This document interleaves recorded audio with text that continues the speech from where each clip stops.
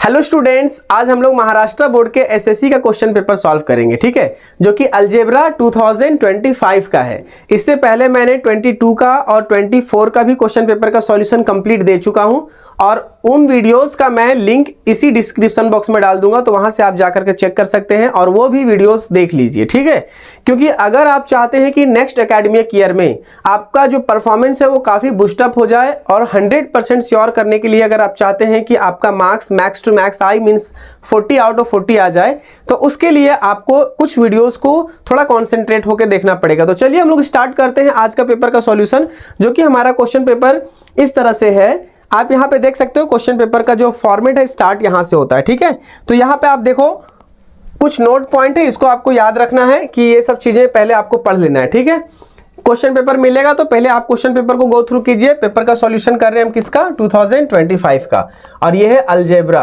Okay, marks total 40 marks है। ठीक है, अब यहाँ पे देखो हमें क्वेश्चन 1 में ए का पार्ट जो है वो क्वेश्चन 1 में हम लोगों को क्या करना है, मल्टीपल चॉइस क्वेश्चन में से किसी एक राइट आंसर को सेलेक्ट करना है। तो ये चीज हम लोगों को आना चाहिए। ठीक है, नहीं आया अगर तो इस क्वेश्चन का सॉल्यूशन निकालेंगे, उसके बाद हम लोग राइट चॉइस को टिक करेंगे, अदरवाइज हमारा आंसर रॉन्ग भी हो सकता है। तो क्वेश्चन में क्या पूछ रहा है, देखो यहाँ पे क्वेश्चन में ये बोल रहा है कि right the degree of the given determinant. तो सबसे पहले क्या करेंगे, हम लोग इसका डिग्री निकालेंगे। तो डिग्री निकालने के लिए क्या करते हैं हम लोग, देखो इसका सॉल्यूशन करते हैं 1 नंबर का। ठीक है, तो इसको इससे मल्टीप्लाई करेंगे, इसको इससे मल्टीप्लाई करेंगे। तो पहले हम लोग मल्टीप्लिकेशन करते हैं 1 को 4 से। तो यहाँ पे इसकी जो डिग्री देख रहे हैं वो क्या है, 1 + 1 = 2। ठीक है, और उसके बाद 3 को 2 से, तो 2 × 3, इन दोनों का भी पावर जो है डिग्री वो कितना है, 1 है। तो मैक्सिमम जो होगा वो कितना होगा, 2 होगा। तो यहाँ पे हमारा जो राइट आंसर होगा वो क्या होगा, 2। ठीक है, अब हम लोग देखेंगे नेक्स्ट क्वेश्चन। ठीक है, तो क्वेश्चन नंबर 2 में क्या देख रहे हैं हम लोग, from the following equation which one is the quadratic equation. तो बहुत ही सिंपल है, अगर आपका वेरिएबल फ्रैक्शन में है तो वो क्वाड्रेटिक इक्वेशन नहीं होगा, तो ये वाला तो कैंसिल हो गया। अब यहाँ पे देखो सेकंड नंबर, तो हम लोग इसको सॉल्व करके देखते हैं। तो अगर क्वाड्रेटिक इक्वेशन का जो जनरल फॉर्म है उस तरह से अगर वो इक्वेशन आता है तो समझ लीजिए कि वो राइट ऑप्शन है। तो यहाँ पे क्या है, x + 5 एंड = 2। तो इसको x से मल्टीप्लाई करेंगे तो क्या हो जाएगा, x² + 5x = 2। मतलब ये हमारा क्वाड्रेटिक इक्वेशन है। तो हम लोग इसको टिक करेंगे, मतलब कौन सा हमारा नहीं होगा, 1 नंबर नहीं होगा। तो इक्वेशन ऑलरेडी हमारे पास आ गया है कि ये वाला क्वाड्रेटिक इक्वेशन होगा, तो हम लोग नीचे सॉल्व नहीं करेंगे। ठीक है, अब देखो यहाँ पे तीसरे नंबर में find the common difference of the following. तो यहाँ पे कॉमन डिफरेंस है 4 4 4। तो ये ऑलरेडी हम लोग यहाँ देख रहे हैं कि जब लगातार नंबर है और कोई चेंजेस नहीं है, है ना, सिर्फ क्या है 4 4 4, तो ये एपी में है ही नहीं, इसका सीक्वेंस गलत है। तो यहाँ पे क्या हो जाएगा, इसका 0 हो जाएगा। क्या हो जाएगा, 0। तो ये हमारा राइट आंसर हो जाएगा।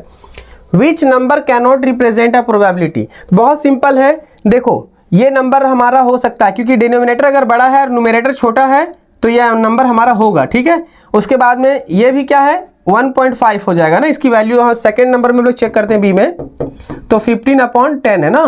तो यहाँ पे क्या आ रहा है, न्यूमरेटर जो होगा वो बड़ा हो जाएगा और डिनोमिनेटर छोटा, मतलब कि 1.5। और हम लोगों को इस बात की ध्यान रखने की जरूरत है कि प्रोबेबिलिटी में जो मैक्सिमम वैल्यू होता है ना वो 1 होता है। 1 से नीचे आएगा लेकिन 1 से कभी ऊपर नहीं जाएगा। तो मतलब ये 1 से ज्यादा है, 1 पॉइंट, इसकी वैल्यू कितना आ रहा है, 5। तो ये हमारा आंसर होगा। ठीक है, आप कहने का मतलब आंसर ये है।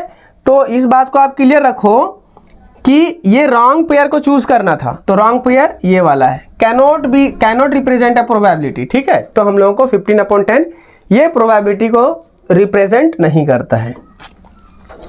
अब देखो इस क्वेश्चन में क्या है, क्वेश्चन नंबर बी का, इसमें भी आप लोगों को 4 क्वेश्चन दिया रहेगा और इन 4 क्वेश्चन में से चारों को सॉल्व करना रहेगा। 1 मार्क्स एक क्वेश्चन कंटेन करता है। ठीक है, तो यहाँ पे देखो क्या है, सेम क्वेश्चन, एकदम सिमिलर क्वेश्चन 2024 में आ चुका है, लेकिन सिर्फ नंबर चेंज है, बस पूरा फॉर्मेट एज इट इज है। यहाँ पे x - y है वहां पे सॉल्व करना और यहाँ पे प्लस है। ठीक है, तो हम लोग सॉल्व करते हैं। तो हम लोग इसको लेते हैं क्वेश्चन नंबर 1 को, ये इक्वेशन है और ये इक्वेशन है। ठीक है, तो लिख देते हैं let 2x + y = 7 and x + 2y is equal to 11। इस इक्वेशन को हम लोग 1 मान लेते हैं और इस इक्वेशन को हम लोग 2 मान लेते हैं, ठीक है। अब देखो क्या करते हैं, प्लस कर देते हैं, क्योंकि प्लस करना है ना, तो adding equation 1 and 2 we get, अगर डायरेक्ट लिख सकते तो लिख लो, नहीं तो फिर इसको ऐड करो। 2x plus y is equal to 7 और x plus 2y is equal to 11। इसको ऐड करेंगे तो क्या हो जाएगा, 18 हो जाएगा, और यहाँ पे 3y हो जाएगा प्लस 3x, ठीक है। तो हम लोग क्या करेंगे, dividing both side by 3, dividing both side by 3 we get, directly divide कर देते हैं तो यहाँ पे क्या आ जाएगा हमारे पास, x plus y is equal to 6। आप इसको चाहो तो डिवाइड कर सकते हो, है ना, एक बार ऐसा ही मैं बता दे रहा हूँ। 3 और यहाँ 3, तो 3 कट जाएगा तो क्या हो जाएगा, यहाँ पे ओनली 1 x हो जाएगा, यहाँ पे भी 3 कटेगा तो सिर्फ y बचेगा, और यहाँ 3 6 18, ठीक है। तो मैं इसको हटा देता हूँ। ओके, तो ये हमारा सॉल्यूशन हो गया। अब ये हो गया क्वेश्चन नंबर 1 का। अब क्वेश्चन नंबर 2 में क्या है, find the first term of the given sequence. आपको फर्स्ट टर्म निकालना है, ठीक है। तो फर्स्ट टर्म हम लोग कैसे निकालेंगे, देखो फर्स्ट टर्म के लिए हमारे पास ऑलरेडी हमारा एक सीक्वेंस दिया हुआ है। तो यहाँ पे क्या है कि tn is equal to 3n minus 4, तो n को हम लोग 1 मान लेते हैं, ठीक है। तो फर्स्ट टर्म आ जाएगा हमारा, तो t1 is equal to 3 into 1 minus 4, तो इक्वल टू 3 माइनस 4, तो यहाँ पे आंसर क्या आएगा, -1। गॉट इट, ये हमारा आंसर हो जाएगा। अब हम लोग बढ़ेंगे नेक्स्ट क्वेश्चन की ओर। तो यहाँ पे देखो क्या है क्वेश्चन में, ये क्वेश्चन को पहले समझ लो, ठीक है। यहाँ पे है कि how many alpha numerals are there in the format of GS10, है ना। तो अल्फा प्लस न्यूमेरल्स मतलब कि अल्फा भी है न्यूमेरल्स भी, तो टोटल कितना है 15। ये तो डायरेक्ट आप आंसर लिख सकते हो थर्ड का, ठीक है। अब क्वेश्चन नंबर 4 देखेंगे हम लोग, ठीक है। तो यहाँ पे क्या बोल रहा है, 2 coins are tossed simultaneously, write the sample space. तो सैंपल स्पेस क्वेश्चन नंबर 4 का क्या हो जाएगा, एक बार हेड आएगा, है ना, हेड, दूसरे बार में हो सकता है दोनों टेल आ जाए, तीसरे बार में हेड और टेल आ सकता है, और चौथे बार में टेल और हेड आ सकता है। तो मतलब नंबर ऑफ सैंपल स्पेस जो होगा वो कितना होगा, टोटल 4 सैंपल स्पेस आएगा, ठीक है। अब ये हो गया हमारा क्वेश्चन नंबर 4 कंप्लीट। अब हम लोग देखेंगे क्वेश्चन नंबर 2 का ए, ठीक है। देखो यहाँ पे क्या करना है, एक्टिविटी हम लोगों को सॉल्व करना है, और ये क्वेश्चन 2 मार्क्स का है, ठीक है। तो इस क्वेश्चन में क्या देख रहे हैं, complete the following table to draw the graph of x plus 2y is equal to 4, ठीक है। तो अब हम लोग यहाँ पे क्या करेंगे, देखो यहाँ पे सिंपल है, ये तो इक्वेशन आपके पास है, और यहाँ पे x की वैल्यू दिया हुआ है, तो y की वैल्यू फाइंड आउट करना है, ठीक है। अब यहाँ पे y की वैल्यू दिया हुआ है, x की वैल्यू फाइंड आउट करना है, और ये जो कोऑर्डिनेट पॉइंट आएगा उसको एज इट इज लिख देना है, ठीक है। तो हम लोग चलिए स्टार्ट करते हैं, कहाँ से स्टार्ट करेंगे, क्वेश्चन नंबर 2 का फर्स्ट, इस इक्वेशन को सॉल्व करते हैं। तो देखो x plus 2y is equal to 4, ठीक है। x की वैल्यू -2 है, -2 प्लस 2y, ठीक है, इक्वल टू 4। तो -2 यहाँ पे इस साइड आ जाएगा, तो 2y is equal to 4 minus 2, तो ये आएगा इधर तो प्लस हो जाएगा, ठीक है। तो y is equal to 6/2, 3, y की वैल्यू कितना आया 3, तो यहाँ पे क्या लिखेंगे हम लोग 3 आया, ठीक है। अब देखो नेक्स्ट वाला, उसी में y की वैल्यू 1 है, तो x की वैल्यू क्या आएगा, तो सेम इक्वेशन रहेगा, x प्लस 2y हो जाएगा यहाँ पे इज इक्वल टू 4। तो यहाँ पे क्या है 1 है ना, तो y की वैल्यू 1 पुट कर देंगे, तो x plus 2 into 1 equal to 4, तो x प्लस 2 इक्वल टू 4, और x is equal to 4 minus 2, x is equal to 2, मतलब अगर y 1 होगा तो ये 2 होगा। अब रेंडमली हम लोग को क्या करना है, यहीं से लिख देना है, तो x कितना है 2 माइनस 2 एंड ये 3, तो -2 और 3, यहाँ पे 2 और 1, ये हमारा एक्टिविटी कंप्लीट हो गया। अब हम लोग नेक्स्ट क्वेश्चन की ओर बढ़ते हैं। समझ में आ रहा है ना आप लोगों को, अगर नहीं भी समझ में आ रहा है तो इसको थोड़ा सा पॉज करके समझ के चलो, ठीक है, क्योंकि आपके लिए ये बहुत इंपॉर्टेंट है, और यही फॉर्मेट पे पूरा क्वेश्चन आता है, ठीक है। 24 और 25 का क्वेश्चन पेपर जो है ना ऑलमोस्ट सिमिलर है, बस बड़े क्वेश्चन जो है थोड़ा चेंजेस है। यहाँ पे क्या बोल रहा है, I am a quadratic equation, ठीक है। Quadratic equation my standard form is क्या, तो यहाँ पे हम लोग को ऑलरेडी पता है कि standard form ax plus by plus c is equal to 0, ठीक है। थोड़ा बाहर निकल गया। माई रूट्स आर 5 and 12, तो यहाँ पे क्या बोल रहा है, माई रूट्स आर 5 and 12, तो यहाँ पे क्या होगा, सम ऑफ माई रूट्स, तो इसका सम करेंगे तो कितना आ जाएगा, 5 प्लस 12 इज इक्वल टू 17। तो हम लोग डायरेक्ट 17 भी लिख सकते हैं क्योंकि वो डायरेक्ट पूछ रहा है सम, तो यहाँ पे 17 लिख सकते हैं, ठीक है। प्रोडक्ट ऑफ माई रूट्स, तो मतलब इन दोनों के बीच का प्रोडक्ट, तो प्रोडक्ट क्या हो जाएगा, 12 का टेबल 5 टाइम्स पढ़ेंगे तो सीधा आ जाएगा 60, ठीक है। अब माई क्वाड्रेटिक इक्वेशन इज, अब इस रूट के बेसिस पे हम लोगों को इक्वेशन लिखना है, ठीक है। तो हम लोग को पता है कि इक्वेशन के क्या फॉर्मेट होता है, तो इसमें बहुत ज़्यादा हम लोगों को लंबा नहीं करना है, सीधा सीधा क्या करना है, हम लोगों को सीधा इसका इक्वेशन लिख देना है, ठीक है। तो जब हम लोग इसको इक्वेशन सॉल्व करेंगे ना तो क्या हो जाएगा, x square minus 17x plus 60 is equal to 0, ठीक है। ये इसका इक्वेशन होगा। अब हम लोग नेक्स्ट क्वेश्चन की ओर आते हैं। तो नेक्स्ट क्वेश्चन में क्या है, पुष्पा हैज इन्वेस्टेड, क्वेश्चन को हम इधर लाते हैं फिर समझा के सेम सॉल्व करेंगे, ठीक है। Pushpa has invested 24,000 and purchased share of face value 20, ठीक। अब यहाँ पे क्या है, उसको प्रीमियम 4 रुपीज़ का है और complete the activity to find the number of shares she purchase. तो सिंपली यहाँ पे हम लोग को एक्टिविटी कंप्लीट करना है, ठीक है। तो यहाँ पे क्या देख रहे हैं कि फेस वैल्यू यहाँ पे है, तो यहाँ पे क्या हो जाएगा, प्रीमियम, क्योंकि मार्केट वैल्यू जो होता है उसकी formula face value plus premium. तो यहाँ पे प्रीमियम कितना है 4, तो यहाँ पे क्या हो जाएगा 4, तो कितना हो गया 24। अब नंबर ऑफ शेयर है तो total investment upon MB market value, तो यहाँ पे हम क्या देख रहे हैं 24,000 ऑलरेडी दिया हुआ है, ठीक है। अब हम लोग को यहाँ पे क्या करना है, मार्केट वैल्यू, तो मार्केट वैल्यू क्या हो जाएगा यहाँ पे 24, क्या हो जाएगा 24, और जब हम इसको कैंसिल करेंगे तो कितना बचेगा 1000, तो शेयर कितना आ गया 1000। तो आपको क्या करना है, यहाँ पे इतना लेंदी चीज़ें नहीं करना है, सीधा सीधा आपको 24 लिखना है। इसको रफली आप अगर चाहो तो कर सकते हो कैलकुलेशन, नहीं तो फिर डायरेक्ट आप 24 लिख के निकल सकते हो और ये 1000, ठीक है। बगल में ऐसा लिख सकते हो ऐसा, ठीक है। बस इतना आपको करना है, इससे आपको 2 मार्क्स मिल जाएगा। अब हम लोग आते हैं नेक्स्ट क्वेश्चन में जो कि B का है और ये भी 2 मार्क्स कंटेन करता है। इसमें आप लोगों को 4 क्वेश्चन सॉल्व करना होता है जबकि इसमें 5 होता है। तो क्वेश्चन में क्या है, solve the following equation simultaneous equation, तो आपको साइमल्टेनियस इक्वेशन सॉल्व करना है। इसमें कुछ ऐसा लिखा नहीं कि आपको किस मेथड को यूज करना है, सिंपली आपको सॉल्व करना है, ठीक है। तो यहाँ पे हमारे पास 2 इक्वेशन है। इस 2 इक्वेशन में क्या करना है, हम लोगों को इसको एक x प्लस वाई को इक्वेशन नंबर 1 मान लेते हैं, ठीक है, एंड 3x माइनस 2y को इक्वेशन नंबर 2 मान लेते हैं, ठीक है। तो यहाँ पे क्या हो जाएगा, देखो एक हमको किसी को कैंसिल करना होगा, या तो 2y को और या तो फिर 3x को। तो यहाँ पे क्या करेंगे हम लोग, इसको मल्टीप्लाई कर देंगे। तो मल्टीप्लाइंग, बहुत मेथड है इसके लिए, लेकिन हम लोग को क्या करना है, बहुत सिंपल वाला में चलना, ठीक है। Multiplying equation 1 by 2 we get, अगर इस इक्वेशन को हम लोग 2 से मल्टीप्लाई करेंगे तो क्या आ जाएगा हमारे पास 2x plus 2y is equal to 6, ठीक है। ये इक्वेशन नंबर 3 हो गया। अब देखो हम लोग क्या देख रहे हैं कि ये 2y है और ये माइनस 2y है, तो यहाँ पे इस सिचुएशन में क्या कर सकते हैं हम लोग, ऐड कर देंगे ना।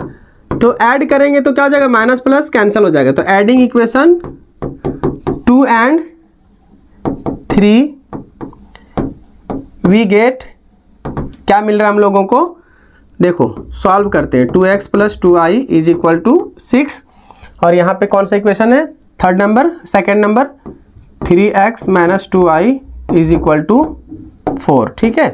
तो ये कट जाएगा। अब ये क्या हो जाएगा, 5x इज इक्वल टू 10। तो x की जो वैल्यू आएगा वो कितना आएगा 10। अब हम लोगों को अपॉन 5, ठीक है। अब हम लोगों को क्या करना है, अब हम लोगों को y की वैल्यू फाइंड करना है, ठीक है। अब y की वैल्यू फाइंड करेंगे तो क्या होगा, इसी इक्वेशन में हम लोग को सब्स्टिट्यूट कर देते हैं ना। तो यहाँ पे ऐसा लिखते हैं कि substituting the value of x in equation 1। ठीक है, हम इक्वेशन 1 में जब वैल्यू सब्स्टिट्यूट करेंगे x का तो क्या आएगा हमारे पास, देखो x plus y is equal to 3 है। ठीक है, तो x की वैल्यू 2 है plus y equal to 3 and y is equal to हो जाएगा 3 माइनस 2 और y इज इक्वल टू 1। तो हम लोग कह सकते हैं कि देयरफॉर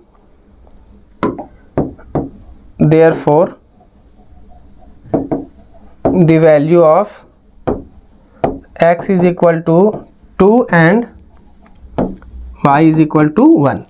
थोड़ा सिंसियर होकर के आप इसको सॉल्व करना और समझना। ठीक है, ये देखो मेरा सॉल्व करने का मतलब ये हुआ कि आप लोगों को भी ये काम करना है। ठीक है, अगर आप लोग प्रैक्टिस नहीं करेंगे तो फिर कोई फ़ायदा नहीं होगा, है ना। तो आप इसका स्क्रीनशॉट लेके रखो और नोटबुक में इसको कॉपी करो और कॉपी करने के बाद में इसको प्रैक्टिस भी करो। ठीक है, नेक्स्ट क्वेश्चन की ओर बढ़ते हैं हम लोग। अब हमारे पास क्या क्वेश्चन है कि solve the following quadratic equation by factorisation method. अब हम लोग फैक्टराइजेशन मेथड से इसको सॉल्व करेंगे। ये साफ साफ लिखा है, कौन सा मेथड है, फैक्टराइजेशन मेथड। तो हम लोगों को यही सेम क्वेश्चन ना 24 में भी आया है, बस इसमें नंबर चेंजेज है। बहुत बड़ा टफ काम नहीं इसको सॉल्व करना। ठीक है, तो हम लोग इक्वेशन को पहले देख लेते हैं क्या है, एम स्क्वायर प्लस 14m और प्लस 13 इक्वल टू 0। अब देखो सेम प्रोसेस करेंगे, m को इससे मल्टीप्लाई करेंगे तो कितना आ जाएगा 13m स्क्वायर। और ये रूल आप लोगों को पता ही है ना कि ये कैसे आएगा। तो यहाँ पे लिखते हैं m square plus 13m plus सिर्फ m plus 13 is equal to 0। ठीक है, कॉमन देखेंगे यहाँ पे। अब इन दोनों के बीच में कॉमन क्या है, तो m कॉमन है ना, m कॉमन है तो m प्लस 13। और यहाँ पे कुछ कॉमन लेने जैसा है नहीं, तो यहाँ पे क्या हो जाएगा, सिर्फ 1 ले लेंगे कॉमन, है ना। तो m प्लस 13 इक्वल टू 0। अब यहाँ पे देखो ये और ये दोनों सेम है, तो इसको बाहर कॉमन करते हैं। तो m plus 13 is equal to क्या हो जाएगा इसके बाद 0। ठीक है, अब ये दोनों को हम लोग फैक्टराइज करते हैं, सेपरेट कर देते हैं ना। तो m plus 13 is equal to 0 और m प्लस 1 इक्वल टू 0। तो m की जो वैल्यू आएगा वो कितना आएगा, बोलो कमेंट में डालो। ठीक है, क्या वैल्यू आएगा, इक्वल टू 0। तो m इज इक्वल टू -13 और यहाँ पे क्या हो जाएगा दूसरा, m इज इक्वल टू -1। तो therefore the value of m is equal to 13, लेकिन ये माइनस में है तो माइनस यहाँ लगाएंगे और साथ में क्या हो जाएगा -1। ठीक है, यही आंसर होगा m की। क्लियर। अब हम लोग नेक्स्ट क्वेश्चन की ओर बढ़ते हैं और क्वेश्चन नंबर 3 है। ठीक है, क्वेश्चन नंबर 3 में क्या है, find the 19th term of the AP and जो AP है वो है 7, 13, 19। ठीक है, अब जब ये AP दिया हुआ ऑलरेडी हमारे पास, तो हम लोग को क्या करना है, 19th टर्म फाइंड करना है। तो हम इसी AP से क्या करेंगे, जो इंपॉर्टेंट पॉइंट है उसको पहले ले लेते हैं। ठीक है, तो क्या हो जाएगा, यहाँ पे जो फर्स्ट टर्म है A वो कितना हो जाएगा 7 और ये टर्म 1 है और ये टर्म 2 है। ऑलरेडी यहाँ पे जो सीक्वेंस है वो AP में है, तो आपको ज़्यादा सोचने की ज़रूरत नहीं, इसलिए हम लोग कॉमन डिफरेंस क्या करेंगे, सीधा फाइंड आउट कर लेंगे। ठीक है, तो D इज इक्वल टू क्या हो जाएगा, D2 माइनस T1। ठीक है, तो यहाँ पे ये हो जाएगा 13 और ये हो जाएगा 7। तो हमारे पास जो कॉमन डिफरेंस आएगा वो कितना आ जाएगा 6। ठीक है, अब ज़्यादा दिमाग लगाना नहीं, क्योंकि हम लोगों को कौन सा टर्म फाइंड करना है, 19th टर्म को। तो हम लोग कौन सा फॉर्मूला यूज करेंगे, Tn। तो a plus n-1 into D. T19 है, a कितना है 7 प्लस ये हो जाएगा 19 माइनस 1 इंटू डी कितना है, d है हमारा 6 जो फाइंड आउट किए। ठीक है, तो ये T19 फाइंड करेंगे, अभी ये हमारे पास रिजल्ट जो आएगा वही होगा आंसर। 7 प्लस 19 माइनस 1, तो यहाँ पे क्या हो जाएगा 18 इंटू 6। ठीक है, यहाँ पे क्या है 7 प्लस 108। 108 कैसे आया, 18 6 108 और इसको जब प्लस करेंगे तो कितना हो जाएगा 1115। आप 2024 के क्वेश्चन पेपर, ठीक है, और 2025 के क्वेश्चन पेपर कहीं से अगर आपको अरेंज होता है तो आप चेक करो, सेम क्वेश्चन आया हुआ है, एकदम सिमिलर है, कुछ भी चेंजेस नहीं है, ठीक है। और ये अगर आपको क्वेश्चन पेपर चेक करना है तो हमारे शॉर्ट्स वीडियो जो है उसमें आप देख सकते हो, क्वेश्चन पेपर मैंने ऑलरेडी 24 का 25 का डाल रखा है, ठीक है। अब क्वेश्चन नंबर 4 पे आते हैं। क्वेश्चन नंबर 4 में क्या आया, share is sold for the market value is 2000, brokerage is paid at the rate of 0.5%, what is the amount received after sale, ठीक है। तो यहाँ पे हम लोग क्या देख रहे हैं, पहले गिवन लिख लेंगे, ठीक है। तो गिवन में क्या हो जाएगा, जो मार्केट वैल्यू वो क्या है 2000, ठीक है। अब ब्रोकरेज कितना पे किया है 0.5%, ठीक है। What is the amount received after sale, मतलब कि मार्केट वैल्यू में एक तो ये प्रोडक्ट हम बेचे जो कि मार्केट वैल्यू उसका 2000 था। अब इस 2000 में क्या किया हमने 0.5% का ब्रोकरेज दिए, तो क्या हमको मिला बेचने के बाद में, ये तो हम पेमेंट किए ना, तो ये हम रिड्यूस कर देंगे इससे, ठीक है। तो अमाउंट में क्या हो जाएगा, मार्केट वैल्यू में माइनस कर देंगे ब्रोकरेज। तो इससे पहले हम लोग क्या करना पड़ेगा, पहले ब्रोकरेज की वैल्यू निकालना पड़ेगा। तो ब्रोकरेज क्या होता है परसेंटेज में, तो ब्रोकरेज परसेंट हो जाएगा हमारा कितना 0.5%, ठीक है, अपॉन 100 इंटू मार्केट वैल्यू। तो यहाँ पे 0.5 इंटू 2000 है, 2000 लिखेंगे, नीचे 100, इस पॉइंट को हटाएंगे नीचे, फिर वापस 10 आएगा, ठीक है। तो 5 1 जा 5, 5 2 जा 10, और यहाँ पे एक जीरो कट जाएगा, इधर भी एक जीरो कट जाएगा, क्या बचा 2 1 जा 2, 2 5 जा 2 1 जा 2 एंड 0। तो फाइनली हमारे पास जो आंसर आएगा वो कितना हो जाएगा 10। तो क्या हम दिए ब्रोकरेज 10 रुपीज़, ठीक है। तो अब इस कंडीशन में क्या हम लोगों को लाना है, पे अमाउंट कितना रिसीव हुआ, तो अमाउंट रिसीव्ड क्या हो जाएगा, तो amount is equal to MV minus brokerage,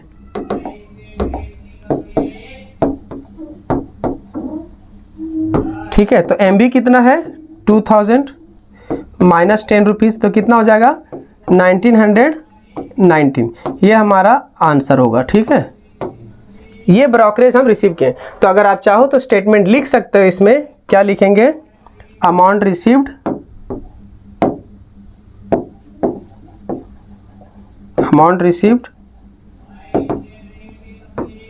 RS 1990, ठीक है। ये हमारा आंसर हो गया। तो चलो इसको एक बार फिर से हम छोटा सा मिनिमाइज कर दे रहे हैं, आप इसको देख लो, ठीक है। अब यहाँ से आप चाहो तो फिर से वापस स्क्रीनशॉट लेकर के इसको प्रैक्टिस करना। अब हम लोग बढ़ते हैं नेक्स्ट क्वेश्चन की ओर, ठीक है। थोड़ा सा फास्ट कर रहे हैं क्योंकि वीडियो बहुत बड़ा हो जाता है, लेकिन क्या करें, हम एक्सप्लेन नहीं करेंगे तो सेटिस्फैक्शन नहीं मिलता है, ठीक है। अगर बहुत ज़्यादा डेप्थ में एक्सप्लेन करते हैं तो बहुत बड़ा वीडियो बन जाता है, अगर छोटा करते हैं तो फिर समझ में नहीं आता। तो एक मीडियम में चल रहे हैं ताकि आप लोग इसको अच्छे से समझ जाओ, ठीक है। अब हमारे पास जो नेक्स्ट क्वेश्चन है वो क्या है, the following table shows the number of student and the time they utilise daily for their studies, find their mean time. क्या निकालना है हम लोगों को, मीन टाइम निकालना है यहाँ से, ठीक है, by the students for their studies. तो बहुत ही सिंपल क्वेश्चन है ये, इसको बहुत ज़्यादा दिमाग नहीं लगाना है क्योंकि ये 2 मार्क्स का है, ठीक है। सबसे पहली बात आप देखो, यहाँ पे हम लोगों को 2 चीज़ें, यहाँ पे टेबल ऐसा ही एज इट इज़ बनाएंगे, हम अलग से टेबल नहीं बना रहे, जो टेबल बना हुआ है ना बस इसी को आपको ध्यान में रखना है, ठीक है। तो देखो टेबल ना जैसा बना है ना वैसा एज इट इज आपको बनाना है, बस यहाँ पे एक एक्स्ट्रा आपको कॉलम ऐड करना जिसमें से हमारे पास ये सम ऑफ फ्रीक्वेंसी जरूरी है ना। मीन की वैल्यू क्या होता है वो आपको फाइंड आउट करने के लिए जो वैल्यू हम लोग डालते हैं फॉर्मूला में, वो वैल्यू के लिए हमको चाहिए। तो यहाँ पे क्या हो जाएगा 10 + 10 20 एंड 30 एंड 40 एंड 40 50 60 हो जाएगा, यहाँ पे कितना हो जाएगा 60। अब इसको भी ऐड करेंगे तो क्या हो जाएगा 8 50 50 और 90 कितना हो जाएगा 140 और ये मतलब कि 300 हो जाएगा, है ना 300। तो हम लोग इसको क्या बोलते हैं, सम ऑफ FI XI। तो हम लोग इसको ऐसा लिखेंगे, ठीक है, सम ऑफ FI और XI इज इक्वल टू क्या हो जाएगा, स्पेस नहीं बन पा रहा है, ठीक है, तो आप यहाँ से देख सकते हो। तो कितना हो जाएगा ये 300 हो जाएगा, क्योंकि देखो यहाँ पे जब इसको पूरा ऐड करेंगे तो कितना हो जाएगा 300। क्लियर। अब देखो मीन की जो वैल्यू है ना, मीन का जो फॉर्मूला है वो क्या होता है, सम ऑफ एफ आई और X I upon sum of frequency, that is F I. अब जब इसको हम सॉल्व करेंगे तो क्या आएगा, 300 इसकी वैल्यू है ना, 300 और नीचे कितना हो जाएगा 60, तो 0 0 कट गया, 6 1 जा 6, 6 5 जा 30, तो जो हमारा मीन टाइम आया वो कितना आया 5 आवर। तो हम लोग लिखेंगे therefore the mean time spent by the student in their study is 5 hours। ठीक है, 5 घंटा वो लोग एवरेज स्टडी करता है। ठीक है, एवरेज कितना टाइम पढ़ता है वो लोग 5 आवर्स। ठीक, अब हम लोग नेक्स्ट क्वेश्चन की ओर आते हैं। अब ये नेक्स्ट क्वेश्चन जो है वो क्वेश्चन नंबर 3 है। ये क्वेश्चन नंबर 3 में सिर्फ एक ही क्वेश्चन सॉल्व करना होता है आप लोगों को, एनी वन। इसमें क्वेश्चन 2 रहते हैं। ठीक है, और ये 3 मार्क्स का होता है। तो एक्टिविटी ये भी है, तो एक्टिविटी में क्या दिखा रहा है कि Shri Maniklal has purchase 300 shares. Shares कितना है, पहले सेपरेटली इसको लिखो तो दिमाग में जल्दी बैठेगा ना। शेयर कितना है 300, और यहाँ पे क्या है फेस वैल्यू, यहाँ पे कितना है 100 रुपीज। ठीक है, मार्केट वैल्यू कितना है MB 120 रुपीज, और उसके बाद में डिविडेंड कितना है 77%, सॉरी। और complete the following activity to find the rate of the return on his investment. तो देखो सिंपल सारी चीजें यहाँ पे भी गिवन है, लेकिन हम यहाँ इसलिए लिखेंगे क्योंकि आपको एक्सप्लेन कर पाएंगे। सम इन्वेस्टेड क्या होता है, market value into number of share. तो market value into number of share, तो मार्केट वैल्यू कितना है 120 इंटू नंबर ऑफ शेयर कितना है 300, मल्टीप्लाई करोगे क्या निकल जाएगा इसका, सम इन्वेस्टेड। क्वेश्चन नंबर 1 क्लियर हो जाएगा। कितना हो जाएगा 36,000। तो यहाँ पे क्या लिखेंगे 120 और 300, 36,000 हो गया, ऑलरेडी मल्टीप्लाई करके दिया हुआ है। ठीक है, ऐसे ही प्रूफ करने के लिए हम उसको मल्टीप्लाई किए। Dividend per share face value into rate of dividend. तो फेस वैल्यू क्या है हमारे पास 100, तो यहाँ पे क्या लिखेंगे 100। ठीक है, अब यहाँ पे क्या लिखा है रेट ऑफ डिविडेंड, तो यहाँ पे कितना है 7%, तो यहाँ पे 7 लिख देंगे। अब इसको क्या करना है, ये 7 के नीचे जो 100 है वो और ये कैंसिल हो जाएगा, तो कितना बचेगा अपने पास 7। तो आपको क्या लिखना समझ में आ गया ना, यहाँ पे लिखना है आपको 100 फेस वैल्यू है और ये 7 रेट ऑफ डिविडेंड। ठीक है, बस इतना ही लिखना है। उसके बाद क्या है total dividend received 300 into 7। Dividend received का मतलब क्या हुआ, हम हर बार 7 रुपीज़ मिला है और नंबर ऑफ शेयर कितना है 300, तो ये दोनों को मल्टीप्लाई करेंगे तो टोटल डिविडेंड निकल जाएगा। ठीक है, तो सीधा आपको क्या करना है मल्टीप्लाई करना है, तो यहाँ पे कितना हो जाएगा 2100। ठीक है, अब यहाँ पे देखो रेट ऑफ रिटर्न, तो फॉर्मूला और वैल्यूज ऑलरेडी पुट किया हुआ है, बस आपको वैल्यू फाइंड आउट कर रहा है। तो कितना है 2100 अपॉन 36,000 इंटू 100। ठीक है, अब यहाँ पे क्या करना है, देखो जीरो हटाएंगे 1 2 और यहाँ पे भी 1 2, एक जीरो इधर से भी गया, एक जीरो इधर से भी गया। ठीक है, पहले 3 जीरो हम कैंसिल किए ऊपर नीचे, अब हमारे पास नंबर बचा है। तो यहाँ पे क्या 3 7 जा 21, 3 1 जा 3, 3 2 जा 6 है ना।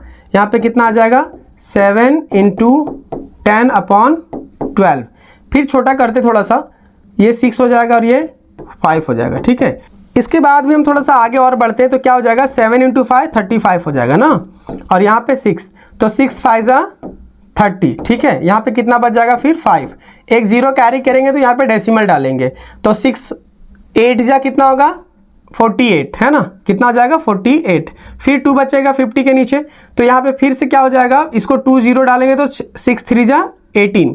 तो हम ज़्यादा स्टेप नहीं जाते हैं, डेसिमल के बाद में 2 डिजिट, तो यहाँ पे क्या आ जाएगा 5.83, कितना आ जाएगा 5.83। और भी आगे बढ़ सकते हैं लेकिन 5.83 हमारा रेट ऑफ रिटर्न हो जाएगा। ठीक है, अब देखो क्वेश्चन नंबर इसी का 2 है ना, जो कि एक ही सॉल्व करना था आप लोगों को, लेकिन हम दोनों सॉल्व कर रहे हैं तो थोड़ा समय भी जाएगा, तो पेशेंस रखना जरा सा। ठीक है, क्वेश्चन में क्या बोल रहा है, a 2 digit number is to be formed from the digit 2 3 5 without repetition. एकदम से क्वेश्चन नंबर 24 का जो क्वेश्चन पेपर है ना, एकदम same question as it is यहाँ पे दिया, बस इसको एक्टिविटी में किया और उसमें हम लोगों को सैंपल स्पेस अपने डिफरेंट वे में लिखना था। क्वेश्चन सिमिलर है, बस क्वेश्चन का तरीका बदल दिया है, एकदम एज इट इज है क्वेश्चन। ठीक है, 24 का। अब यहाँ पे देखो हम लोग क्या लिखना है, तो यहाँ पे पहले सैंपल स्पेस में एक वैल्यू फाइंड आउट करना है। तो यहाँ पे देखो 2 3, पहले सैंपल स्पेस पूरा लिख लेते हैं तो हम लोग को सारा मामला इधर ही समझ में आ जाएगा। क्या है सैंपल स्पेस? सैंपल स्पेस लिखने से पहले क्वेश्चन समझो। 2 डिजिट नंबर, ये 3 डिजिट है, 3 डिजिट में से 2 डिजिट का नंबर हम लोगों को बनाना है, लेकिन वो नंबर रिपीट नहीं करना चाहिए। तो पहले हम लोग सैंपल स्पेस इसका लिख लेते हैं कि जो नंबर नॉन रिपीटिंग है, ठीक है। तो क्या हो जाएगा, एक बार 2 और 3 आएगा, ठीक है, फिर उसके बाद एक बार 2 और 5 आएगा, फिर उसके बाद में 3 और 2 आएगा, फिर उसके बाद में 3 और 5 आएगा, ठीक है। इसके बाद हमारा और नंबर कौन सा आ सकता है, 5 और 2 और एक बार 5 और 3, ठीक है, यही हमारे पास नंबर आएगा। अब सैंपल स्पेस से हमको पता चल गया कि 2 3 2 5, उसके बाद 3 2, तो यहाँ पे आ जाएगा 3 5। क्या आ जाएगा, 3 5, ठीक है। अब नंबर ऑफ सैंपल स्पेस कितना है, तो देखो 1 2 3 4 5 6, तो यहाँ पे कितना हो जाएगा, 6, ठीक है। अब देखो इवेंट ए में क्या लिखा है कि the number so formed is an odd number. तो ऑड नंबर में क्या होता है कि लास्ट का जो नंबर होता है किसी भी नंबर का, तो वो 1 3 5 7 9 होना चाहिए, ठीक है। तो यहाँ पे क्या है, एक ये हो जाएगा, फिर ये हो जाएगा 2 3 4, टोटल कितना है ऑड नंबर, 4। तो यहाँ पे 2 3 2 5 तो हो चुका है, बस 3 5 बचा हुआ है, और यहाँ पे क्या है 5 3 तो ऑलरेडी आ गया है, तो यहाँ पे कितना हो जाएगा 4। अब यहाँ पे देखो इसकी जो प्रोबेबिलिटी है वो क्या चांसेस है, तो यहाँ पे ऑलरेडी 4 है, अब यहाँ पे भी 4 डालेंगे, इसको कट करेंगे, 2 2 जा 4 एंड 2 3 जा 6, तो क्या आ जाएगा यहाँ पे 2 आ जाएगा। तो आपको ऐसा कुछ करना नहीं है, बस यहाँ पे सिर्फ जो ज़रूरत है बस वही लिखना है, ठीक है। अब ये हमारा क्वेश्चन नंबर सेकंड भी सॉल्व हो गया, कोई बड़ा चीज़ नहीं था ये, ठीक है। अब हम लोग आगे बढ़ते हैं नेक्स्ट क्वेश्चन की ओर। अब क्वेश्चन नंबर बी में, इसी का बी में, 3 का बी में, अब इसको जरा समझो आप। तो यहाँ पे देखो इक्वेशन में हम लोग क्या करेंगे, कंपेयर करेंगे इक्वेशन से, ठीक है। Comparing equation from the constant number, है ना, वो कांस्टेंट नंबर जो है वो क्या है, ए बी और सी से, ठीक है। तो ए बी सी दोनों इक्वेशन के लिखेंगे, तो A1 A2 पहले लिख देंगे, फिर B1 B2, फिर C1 और C2, ठीक है।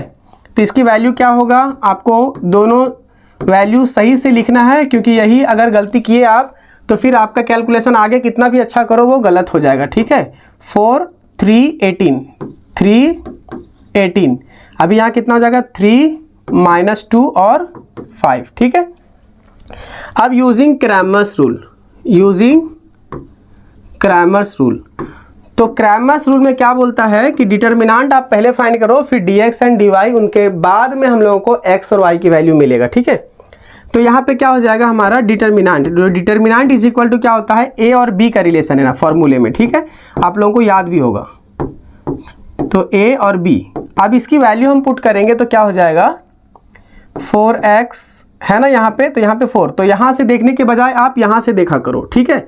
आप यहाँ इस अंदर से देखा करो ताकि आप लोगों को मिस्टेक ना हो, क्योंकि यहाँ से ही सेम चीज़ें हमने यहाँ लिखा है। तो 4 and 3 हो गया, ठीक है। उसके बाद में 3 and -2 इक्वल टू क्या हो जाएगा, चेक करो, इसको मल्टीप्लाई करो 4 -2 से और -3 × 3, ये रूल है इसका। तो -8 हो जाएगा यहाँ पे, और -3 3 जा 9, यहाँ पे हो जाएगा -17, ठीक है। ये हमारा डिटर्मिनेंट की वैल्यू आ गया, मतलब डी का वैल्यू आ गया, ठीक है। इसको हम ब्रैकेट में अलग से लिख देते हैं ताकि आपका दिमाग इस पर हटेगा नहीं। अभी हम लोग dx की वैल्यू फाइंड करेंगे, तो dx में क्या होता है cb, तो c1 c2 b1 b2, तो यहाँ पे क्या हो जाएगा c और b का वैल्यू देखो 18 and 5, b की वैल्यू देखो 3 and -2, क्लियर। अब इसको क्या करो, सेम प्रोसेस ऐसा ही मल्टीप्लाई करो, तो 18 ब्रैकेट 2 और -3 × 5, क्लियर, -36 एंड -15, यहाँ पे कितना हो जाएगा -51, ठीक है। क्या क्या निकल गया, डिटर्मिनेंट निकल गया, डिटर्मिनेंट ऑफ x निकल गया। अभी डिटर्मिनेंट ऑफ y निकालेंगे, है ना। तो हम लोग इसको थोड़ा सा ऊपर करते हैं, है ना, उसके बाद हम लोग डिटर्मिनेंट y निकालेंगे, लेकिन हमारा जो वैल्यू निकलेगा वो इसी बॉक्स से हम लोगों को पता करना है, ठीक है। तो पहले हम लोग लिख लेते हैं कि dy होता क्या है। dy का जो बेस फॉर्मूला है वो है a1 a2 और c1 c2, ठीक है। अब यहाँ पे देखो a1 a2 क्या है 4 and 3, 4 3, c2 क्या है, इधर 18 हो जाएगा, इधर 5 हो जाएगा, तो मतलब c1 c2। सेम इसको मल्टीप्लाई करो इससे, तो 4 5 20। तो पहले लिख लेते हैं, है ना। लिख लेने से क्या होगा, हम लोगों को स्टेप भी मिल जाएगा और उसके बाद कैलकुलेशन भी हो जाएगा। और यहाँ पे क्या हो जाएगा 18 इंटू 3। अब उसके बाद आगे देखो, इसको जब मल्टीप्लाई करेंगे तो क्या आ जाएगा 4 5 20 माइनस 18 3 54। यहाँ पे क्या मिलेगा आपको माइनस 34, ठीक है। तो हम लोगों को 3 वैल्यू मिला, एक तो d की वैल्यू मिला, dx की वैल्यू मिला और फाइनली हम लोगों के पास dy की भी वैल्यू आ गया। अब हम लोगों को क्या फाइंड करना है, x और y। तो x और y की वैल्यू अगर हम लोग फाइंड करेंगे तो बहुत ही सिंपल है, ज़्यादा आपको सोचना नहीं है। बस x की वैल्यू क्या होता है यहाँ पे चेक करो आप, x is equal to dx होता है अपॉन d। तो dx की वैल्यू हमारे पास क्या है 51, तो यहाँ पे हम लोग क्या लिखेंगे -51 अपॉन यहाँ पे -17। ये दोनों वैल्यू हम कुछ अलग अपने तरीके से नहीं लिखे। देखो dx की वैल्यू ये है और d की वैल्यू ये है, तो यहाँ पे क्या हो जाएगा माइनस माइनस कैंसल। तो हम लोग यहाँ पे डिवाइड करेंगे तो क्या हो जाएगा 17 1 जा 17, 17 3 जा 51। तो यहाँ पे कितना आ जाएगा 3, मतलब x की वैल्यू कितना आ गया 3 आया, ठीक है। अब y की वैल्यू फाइंड करते हैं, तो y क्या होता है dy अपॉन d। तो जो dy है वो कितना है 34 है ना, तो -34 अपॉन -17। तो माइनस माइनस कैंसिल हो जाएगा, 17 1 जा 17 2 जा, तो 2 निकल गया, ये y की वैल्यू है ना। तो देयरफॉर हम लोग इसको थोड़ा सा ऊपर लिख लेते हैं, इसके बाद ही नीचे में लिखेंगे हम लोग नोटबुक जब रहता है तो, ठीक है। क्या लिखेंगे कि the value of, therefore the value of x is equal to 3 and y is equal to 2। ये आपका फाइनल आंसर है, ठीक है। अब इससे हम लोग आगे बढ़ते हैं क्वेश्चन में, उसके बाद देखते हैं। इससे पहले हम बता देते हैं कि आप लोगों को कि मिनिमाइज करना भूल गए हम, इसका आप स्क्रीनशॉट ले लो, है ना। स्क्रीनशॉट ले लो और इसको आप जितना हो सके प्रैक्टिस करो, ठीक है। थोड़ा और बड़ा करूं, ये क्वेश्चन का आप सॉल्यूशन जो है उसका आप स्क्रीनशॉट ले लो, मैं थोड़ा साइड हो जाता हूं, ठीक है। अब हम लोग आते हैं नेक्स्ट क्वेश्चन की ओर। अब हम लोग ये क्वेश्चन में देखेंगे क्वेश्चन नंबर 2 में। तो क्वेश्चन नंबर 2 जो है वो क्या है कि solve the following quadratic equation by using formula method. फिर से मैं बता रहा हूं कि ये क्वेश्चन 24 में आया हुआ है, 2024 में आया हुआ है, बस सिर्फ नंबर चेंज है। और ये सब जो क्वेश्चन है ना, इसको आपको फुल भरपूर तैयारी कर लेना है एग्जामिनेशन के लिए, ताकि जब भी आप एग्जामिनेशन में बैठो इस तरह के क्वेश्चन को आपको सामना करना ही पड़ेगा, तो आप उसके लिए तैयार रहो, ठीक है। तो यहाँ पे क्या है x² - 2x - 3, ठीक है, इक्वल टू 0। तो हम लोग चलो इसको सॉल्व करते हैं, ठीक है। तो यहाँ पे क्या करेंगे, हम इसको कंपेयर करेंगे इसके कोएफिशिएंट को ABC से, है ना। तो comparing the equation with the coefficient ना, कोएफिशिएंट, ठीक है। तो यहां पे क्या हो जाएगा a is equal to 1, b is equal to -2 and c is equal to -3। अब देखो a b c की वैल्यू निकल गया। क्वेश्चन में क्या है यूजिंग फार्मूला मेथड। तो फार्मूला मेथड में क्या करेंगे हम लोग, पहले डेल्टा निकालेंगे, जिसे हम लोग डिटर्मिनेंट भी कहते हैं। तो डेल्टा इज इक्वल टू क्या होता है b² - 4ac, ठीक है। अब देखो b की वैल्यू क्या है, तो b की वैल्यू यहां से आप देख सकते हो, ठीक है। तो b इज इक्वल टू -2, ठीक है, स्क्वायर -4। अब a की वैल्यू कितना है, तो a है 1, तो यहाँ पे हम लोग करेंगे इंटू 1, और उसके बाद में c की वैल्यू है 3, ठीक है। तो ये ब्रैकेट में आ जाएगा -3, क्लियर। अब यहाँ पे क्या करेंगे, इसको स्क्वायर को जब हम कंप्लीट नंबर में करेंगे तो ये हो जाएगा 4, और यहाँ पे 4 इंटू 1 करेंगे तो -4 इंटू -3, तो माइनस माइनस सीधा प्लस कर देते हैं, 4 1 जा 4, 4 3 जा 12, क्लियर है। अब ये आपके पास आ गया डेल्टा इज इक्वल टू 16, ठीक है, डेल्टा इज इक्वल टू 16।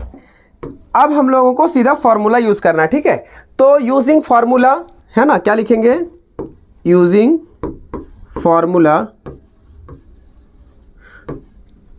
हम लोग ये फॉर्मूला जब यूज करेंगे तो क्या हो जाएगा, फॉर्मूला मेथड क्या है, m is equal to minus b plus minus root under b square minus 4ac upon 2a, ठीक है, ये कंप्लीट 2a होगा।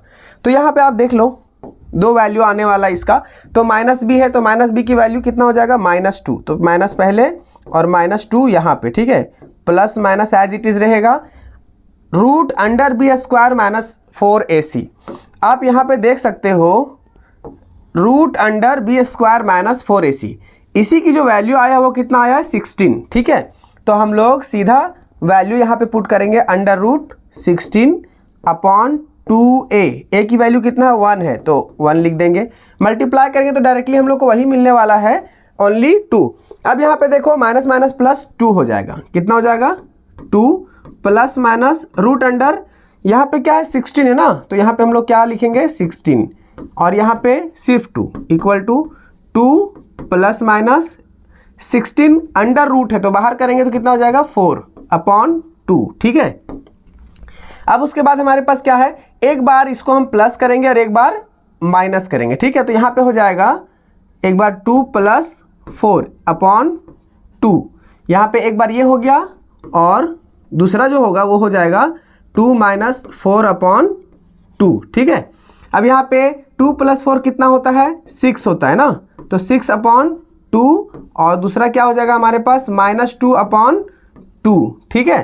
तो यहाँ पे क्या हो जाएगा, 2 3 जा 6, 2 1 जा 2, तो यहाँ पे 3 हो जाएगा, 2 1 जा 2, 2 1 जा 2, लेकिन क्या होगा माइनस होगा, तो यहाँ पे जो वैल्यू आएगा वो कितना आएगा, 3 और -1, मतलब कि जो m की वैल्यू है, क्या m की वैल्यू वो हमारे पास ये आएगा, ठीक है। तो देयरफॉर हम लोग स्टेटमेंट लिख सकते हैं, the solution of the quadratic equation is 3 and -1, ठीक है। ये हमारा फाइनल आंसर हो गया। तो आप इसको चाहो तो स्क्रीनशॉट ले लो, सॉल्व करने में आसान रहेगा, ठीक है। थोड़ा सा मिनिमाइज करते हैं इसको। अब हम लोग नेक्स्ट क्वेश्चन की ओर बढ़ेंगे और जो हमारा नेक्स्ट क्वेश्चन है वो इस प्रकार है, और यहाँ पे आपको समझने का जरूरत है थोड़ा सा। पहले ये प्रोबेबिलिटी का क्वेश्चन है, इसको थोड़ा सा अच्छे से समझना, क्योंकि इसमें भी हम लोगों को कुछ मेंबर से रिलेटेड चीजें हैं और उसमें इवेंट ए और बी दिया हुआ है, ठीक है। यहाँ पे हम कर देते हैं और अब हम लोग इसको थोड़ा समझ लेते हैं। तो a committee of 2 members is to be formed from 3 boys and 2 girls. 3 boys है, 3 बॉयज एंड 2 गर्ल्स। आप सिर्फ क्वेश्चन को पहले समझो, ठीक है। Find the probability the following events. तो ये अपना अपना अलग अलग हरकतें हैं, अलग अलग घटनाएं हैं जिसे हम लोगों को सॉल्व करना है, ठीक है। तो सबसे पहले क्या करेंगे, इस कंडीशन में हम लोगों को सैंपल स्पेस निकालना जरूरी है, क्योंकि बिना सैंपल स्पेस का हम लोग प्रोबेबिलिटी नहीं कर पा रहे। तो चलो हम लोग इसको सॉल्व करते हैं ना। तो सबसे पहली बात है कि यहाँ पे बॉयज के लिए ना हम लोग बी मान लेते हैं और गर्ल्स के लिए जी, है ना। तो let the number of boys कितना है, B1 B2 and B3 and girls B, और गर्ल्स भी है ना, 2 गर्ल्स है, गर्ल्स B क्या हो जाएगा G1 एंड G2, ठीक है। अब यहाँ पे 2 गर्ल्स हो गया अलग अलग सेपरेट एंड 3 बॉयज हो गया ना। अब यहाँ पे क्वेश्चन में देखो हम लोगों को क्या करना है, सैंपल स्पेस तो पहले सॉल्व करना। अगर सैंपल स्पेस नहीं निकालेंगे तो हम लोगों को ये क्वेश्चन का सॉल्यूशन नहीं मिलेगा, ठीक है। तो हम लोग पहले एक कॉम्बिनेशन बनाते हैं। उसमें क्या बोल रहा है, at least 1 girl must be a member of the committee must be of 1 boy and 1 girl. लेकिन ये कंडीशन है, लेकिन हम लोग को जो मेंबर बनाना है वो कितने मेंबर का बनाना है, ओनली 2 मेंबर का, ठीक है। तो अब हम लोग देखते हैं सिर्फ बॉयज के साथ में देखते हैं। पहला कंडीशन क्या होता है बॉय के साथ में, तो B1 के साथ में B2 भी आ जाएगा, ठीक है। फिर B1 के साथ में B3 भी आ सकता है, ये लड़के भी कनेक्ट कर सकता है, ठीक है। अब उसके बाद देखो फिर B1 का कंडीशन है जो उसमें इसमें G1 भी आ सकती है, फिर उसके बाद B1 के साथ में G2 भी आ सकती है, ठीक है। अब उसके बाद हम लोग देख रहे हैं क्या, अभी ये कंटिन्यू हम करेंगे यहाँ पे, ठीक है, क्लोज नहीं कर रहे भी। अब उसके बाद देखो B2 के साथ में, तो B2 के साथ में B3 आ जाएगा, ठीक है, और B3 के साथ में B2 के साथ में G1 भी आएगा और B2 के साथ में G2 भी आएगा, ठीक है। उसके बाद में अब B3 है ना, यहाँ पे B3, अब B3 के साथ में कौन आ सकता है, G1, उसके बाद आगे और कंटिन्यू कर रहे हैं, B3 के साथ में गर्ल्स दूसरी वाली भी आ सकती है। अच्छा, एक पेयर तो ऐसा आएगा कि दोनों गर्ल्स का कमिटी बन सकता है, G1 एंड G2 का, ठीक है, तो यहाँ पे हम लोग ऐसा G2 लिखेंगे। अब ये हमारा ब्रैकेट क्लोज हो जाएगा, ठीक है। ये हमारा सैंपल स्पेस हुआ, तो मतलब नंबर ऑफ सैंपल स्पेस जो हमें मिला वो कितना है, 1 2 3 4 5 6 7 8 9 10, कितना आया टोटल 10। ये हमारा नंबर ऑफ सैंपल स्पेस है, ठीक है। अब हम आते हैं क्वेश्चन के इवेंट पे, ठीक है। तो अब क्वेश्चन नंबर 3 का इवेंट ए जो है, इवेंट हम यहीं से चेक करते हैं, ये वाला, ठीक है। तो क्या बोल रहा है, at least 1 girl must be a member of committee. मतलब ये बात समझो कि अगर 2 गर्ल है तो प्रॉब्लम नहीं है मेंबर में, लेकिन 1 गर्ल कंपलसरी है, एटलीस्ट कम से कम होना चाहिए। ये नहीं बोला कि 1 से अधिक नहीं होना चाहिए, ठीक है। तो यहाँ पे कितने गर्ल्स हो जाएंगे, कहाँ कहाँ चेक करो, ठीक है। हम इसको देख रहे हैं, यहाँ पे एक ये गर्ल्स हो गई यहाँ पे कमेटी में, दूसरा और तीसरा, चौथा, पांचवा, छठा और सातवां। तो टोटल नंबर ऑफ इवेंट जो है यहाँ पे हम देखते हैं, इवेंट ए की स्टोरी हम क्या देख रहे हैं कि जो ये है इसकी वैल्यू वो कितना है, 1 2 3 4 5 6 7। तो टोटल इवेंट कितने हैं, 7। तो प्रोबेबिलिटी ऑफ गेटिंग है ना, प्रोबेबिलिटी ऑफ ए क्या हो जाएगा, Na/ns, ठीक है। अब हम लोग आगे थोड़ा सा इसको लिखते हैं, सेम चीज़ यहाँ कर देते हैं हम लोग। तो क्या हो जाएगा, जो प्रोबेबिलिटी ऑफ ए है वो क्या हो जाएगा, 7/10, क्योंकि जो नंबर ऑफ गर्ल्स है वो कितना है, 7 है ना। अब जो इवेंट बी जो है ना, बी, इस बी में क्या है, committee must be of 1 boy and 1 girl. मतलब इस कमेटी में क्या होना चाहिए, 1 लड़का और 1 लड़की होना कंपलसरी है, ठीक है। तो 1 लड़का, इसमें देखो दोनों में लड़का है, इसमें भी दोनों लड़का है, इसमें 1 लड़का और 1 लड़की, एक ये हो जाएगा, ठीक है। इसमें 1 लड़का 1 लड़की, 2 हो गया। इस दोनों में क्या है, दोनों लड़का है, ठीक है। 1 लड़का 1 लड़की, 1 लड़का और 1 लड़की, 1 लड़का 1 लड़की, और यहाँ पे भी 1 लड़का और 1 लड़की। अब देखो क्या है, committee must be of 1 boy and 1 girl, मतलब 1 बॉय 1 गर्ल। तो 1 2 3 4 5 6, टोटल कितना है, 6 ना। तो यहाँ पे क्या हो जाएगा, इसके लिए जो इवेंट बी है, ठीक है, उसके लिए, तो इवेंट बी के लिए जो इसका इवेंट है वो कितना है, टोटल 6 है, ठीक है। तो जो प्रोबेबिलिटी ऑफ इवेंट बी जो है ना वो क्या हो जाएगा, NB/NS, ठीक है। तो बी जो है वो कितना है, 6 है ना, तो 6 हो जाएगा, और सैंपल स्पेस 10 है, तो क्या हो जाएगा 3 और इधर 5। तो जो प्रोबेबिलिटी ऑफ बी है वो कितना हो जाएगा, 3/5। ये आपका आंसर है, ठीक है। तो अब हम लोग नेक्स्ट क्वेश्चन की ओर बढ़ते हैं, और क्वेश्चन नंबर 4 जो है वो इस तरीके से है कि in a general store the prices of different articles and its demand is shown in the following frequency distribution table, find the median of the price. हमको फाइंड आउट किसको करना है, ये वाला है ना, find the median of the price. तो अभी फिलहाल हम इसको रब कर देते हैं। अब देखो ऐसे कंडीशन में क्या करना होता है हम लोगों को कि एक क्यूमुलेटिव फ्रीक्वेंसी टेबल बनाओ और उसके बाद मीडियन की वैल्यू फाइंड आउट करो एंड देन उसका फॉर्मूला यूज करो, ठीक है। तो जो जो चीज़ें रिक्वायर्ड है मीडियन फाइंड करने के लिए वो सारी चीज़ें हम पहले अवेल कर लेंगे। तो सबसे पहले इसके लिए हम लोग क्या करेंगे, एक टेबल बनाएंगे, है ना। टेबल कुछ इस तरह से रहेगा, 3 कॉलम रहेगा, उसमें ध्यान रखना है आप लोगों को, ठीक है। पहला हमारा जो हो जाएगा वो है क्लास, दूसरा हमारा हो जाएगा फ्रीक्वेंसी, ठीक है, और उसके बाद हमारा जो आ जाएगा वो है क्यूमुलेटिव फ्रीक्वेंसी। क्लास मीडियन हम इसी से फाइंड करेंगे, ठीक है। तो यहाँ पे क्या है, लेस देन 20, ठीक है, ये हमारा फर्स्ट क्लास हो गया। उसके बाद 20 से लेकर के 40, 40 से 60, और 60 से 80, और 80 से 100, ठीक है। और ये लास्ट वाला बाद में देखेंगे। तो ये हमारा फ्रीक्वेंसी कितना है, 140, दूसरा है 100, ठीक है, और थर्ड नंबर है 80, उसके बाद है 60 और लास्ट है 20। तो क्यूमुलेटिव फ्रीक्वेंसी कैसे निकलता है बोलो? क्यूमुलेटिव फ्रीक्वेंसी यहाँ ऊपर वाला एज इट इज रहता है 140, ठीक है। इसको इससे प्लस करेंगे तो कितना हो जाएगा 240। अब इसके बाद हम लोग इसको इससे प्लस करेंगे तो ये कितना है 80 है, ठीक है। तो इसको प्लस करेंगे तो 320, 60 प्लस करेंगे तो 380 और ये कितना हो जाएगा 400। अगर ये 400 है तो इसका भी एडिशन पूरा 400 होगा इसका, ठीक है। अगर क्यूमुलेटिव फ्रीक्वेंसी में 400 आता है लास्ट का स्टेज में तो याद रखना कि फ्रीक्वेंसी का टोटल भी हमेशा 400 ही होगा, मतलब इक्वल होता है। ये दोनों क्या होता है बराबर होता है, ठीक है। अब देखो हम लोगों को क्या करना है, क्लास मीडियन पहले फाइंड करेंगे। तो क्लास मीडियन के लिए हम लोग क्या करेंगे बताओ, या फिर उसको मीडियन क्लास भी कहते हैं। तो उसके लिए फॉर्मूला है n/2। तो n कितना हमारा 400 है ना, तो हम लोग यहाँ लिखेंगे 400/2। वैल्यू कितना आएगा इसका 200, ठीक है। n की वैल्यू कितना, सॉरी cm की वैल्यू कितना आ गया, जिसको क्लास मीडियन कहते हैं, वो 200 है, ठीक है। अब हम लोग को देखो मीडियन की जब फार्मूला फाइंड आउट करेंगे, है ना, मीडियन की जब फार्मूला लिखेंगे तो उसमें हम लोग क्या क्या चाहिए, एक तो लोअर लिमिट चाहिए, उसके बाद क्लास हाइट चाहिए, उसके बाद फ्रीक्वेंसी चाहिए और क्यूमुलेटिव फ्रीक्वेंसी चाहिए। तो ये सारी चीज़ें हम लोग को चाहिए। तो हम लोग कहाँ से फाइंड आउट करेंगे, सारा वैल्यू जो है हम लोग टेबल से फाइंड आउट करेंगे। तो यहाँ पे एक स्टेटमेंट देख लो आप कि the frequency, the cumulative frequency, okay, the cumulative frequency must be greater than 200 और equal to 200।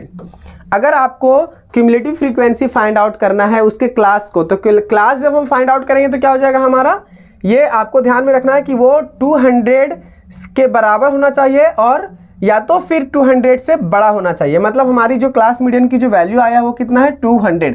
तो हम इसके अकॉर्डिंग चलेंगे। तो यहाँ पे देखो 140 जो है ना, 140 जो है वो क्या है 200 से कम है, लेकिन 240 जो है वो 200 से ज़्यादा है। 320 को अगर लेते हैं तो ये कुछ ज़्यादा बड़ा है, तो 240 is in the range of 200, ठीक है। तो हम लोग का जो क्लास मीडियन आएगा वो कौन सा हो जाएगा, ये वाला, ठीक है, क्लास मीडियन। अब यहाँ पे देखो जो क्लास मीडियन है वो कितना है 2040 का क्लास है, ठीक है। तो यहाँ पे हम लोगों को क्या मिल जाएगा, लोअर लिमिट। तो लोअर लिमिट जो है वो कितना है 20, ठीक है। अब देखो यहाँ पे इसकी फ्रीक्वेंसी क्या है, तो फ्रीक्वेंसी आप देख रहे हैं 100 है। तो हम लोग कह सकते हैं जो फ्रीक्वेंसी है वो कितना है 100 है, ठीक है। अब हम लोग को देखो क्यूमुलेटिव फ्रीक्वेंसी की अगर बात करें तो हम इसका मतलब कि प्रीसीडिंग का हम लोग लिखेंगे क्यूमुलेटिव फ्रीक्वेंसी, तो वो कितना हो जाएगा, क्यूमुलेटिव फ्रीक्वेंसी 140, ठीक है। अब उसके बाद हम लोग देख रहे हैं क्या, हम लोग को क्या चाहिए, हाइट चाहिए। तो क्लास का हाइट जो है वो 2040 का रेंज है। तो क्लास हाइट में क्या होता है, upper limit minus lower limit. तो हम लोग जो क्लास हाइट है h जिसको बोलते हैं उसको क्या करेंगे, UL minus LL, that is upper limit minus lower limit. तो ये 40 है और ये 20 है, तो हाइट कितना है 20 है, ठीक है। अब हम लोग आगे बढ़ते हैं क्वेश्चन में, थोड़ा सा ये लेंदी है, इसको थोड़ा सा समझना जरूरी है और अच्छे से आप ध्यान दो कि हमने क्या क्या किया। अब इसके बाद हम लोग क्या करेंगे, मीडियन की फॉर्मूला यूज करेंगे, ठीक है। मीडियन इज इक्वल टू क्या होता है, लोअर लिमिट प्लस ऐसा n/2 minus cumulative frequency upon frequency और मल्टीप्लाई करते हैं हाइट से, ठीक है। ये तो अब हम लोग थोड़ा सा इसका सॉल्यूशन करना है, तो हम लोग को थोड़ा स्क्रीन ऊपर लेना पड़ेगा और उसको सेम वैल्यू यहाँ पे हम लोग को पुट करना है, ठीक है। बहुत बड़ा चीज़ नहीं है ये, ओके। तो यहाँ पे क्या हो जाएगा अपना, लोअर लिमिट कितना है, लोअर लिमिट हम यहाँ से देख सकते हैं 20 है, तो यहाँ पे 20 लिखेंगे प्लस n/2 की जो वैल्यू है वो कितना था 200 है ना। देखो यहाँ पे n/2 की वैल्यू जो हमारे पास आया था वो कितना है 200 है, ठीक है। ये देखो, तो हम लोग यहाँ पे क्या लिखेंगे 200 लिखेंगे, ठीक है। क्यूमुलेटिव फ्रीक्वेंसी कितना था 140, ठीक है, और डिवाइडेड बाय फ्रीक्वेंसी 100, और ये ब्रैकेट के बाहर में हमारा जो हाइट हो जाएगा वो कितना हो जाएगा 20, ठीक है। अब हम लोग इसको क्या करेंगे, सॉल्व करेंगे। तो 20 प्लस 200 में 40 में 140 माइनस करेंगे तो कितना आ जाएगा 60, ठीक है, अपॉन 100 और इंटू 20। तो क्या हो जाएगा 0 0 सब कैंसिल हो जाएगा, अपने पास क्या बचेगा 20 प्लस 6 इंटू 2, तो यहाँ पे कितना हो जाएगा 20 + 12 और फाइनली जो आंसर आएगा वो कितना हो जाएगा 32। तो देयरफॉर क्या आ जाएगा, the median price of the, क्या मटेरियल है यहाँ पे, कौन सा चीज़ है, आर्टिकल्स है ना, डिफरेंट आर्टिकल, स्टोर का जो जनरल स्टोर का जो डिफरेंट आर्टिकल्स है वो क्या है, मीडियन उसका 32 रुपीज़ है। ठीक है, the median of the median price of the articles is 32 rupees. ठीक है, इसको थोड़ा सा हम मिनिमाइज कर देते हैं और फिर इसको आप स्क्रीनशॉट लो और थोड़ा सा प्रैक्टिस भी करो। ठीक है, और प्रैक्टिस करो और प्रैक्टिस करके फिर कोशिश करो कि इसको अच्छे से समझ जाओ।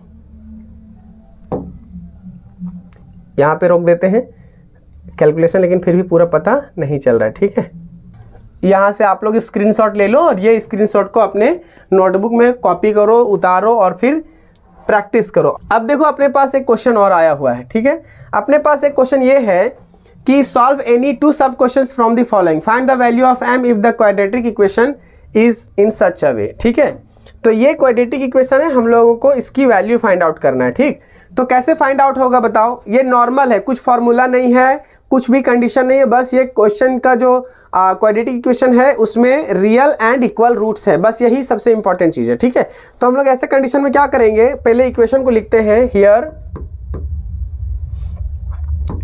m - 12 x² + 2m - 12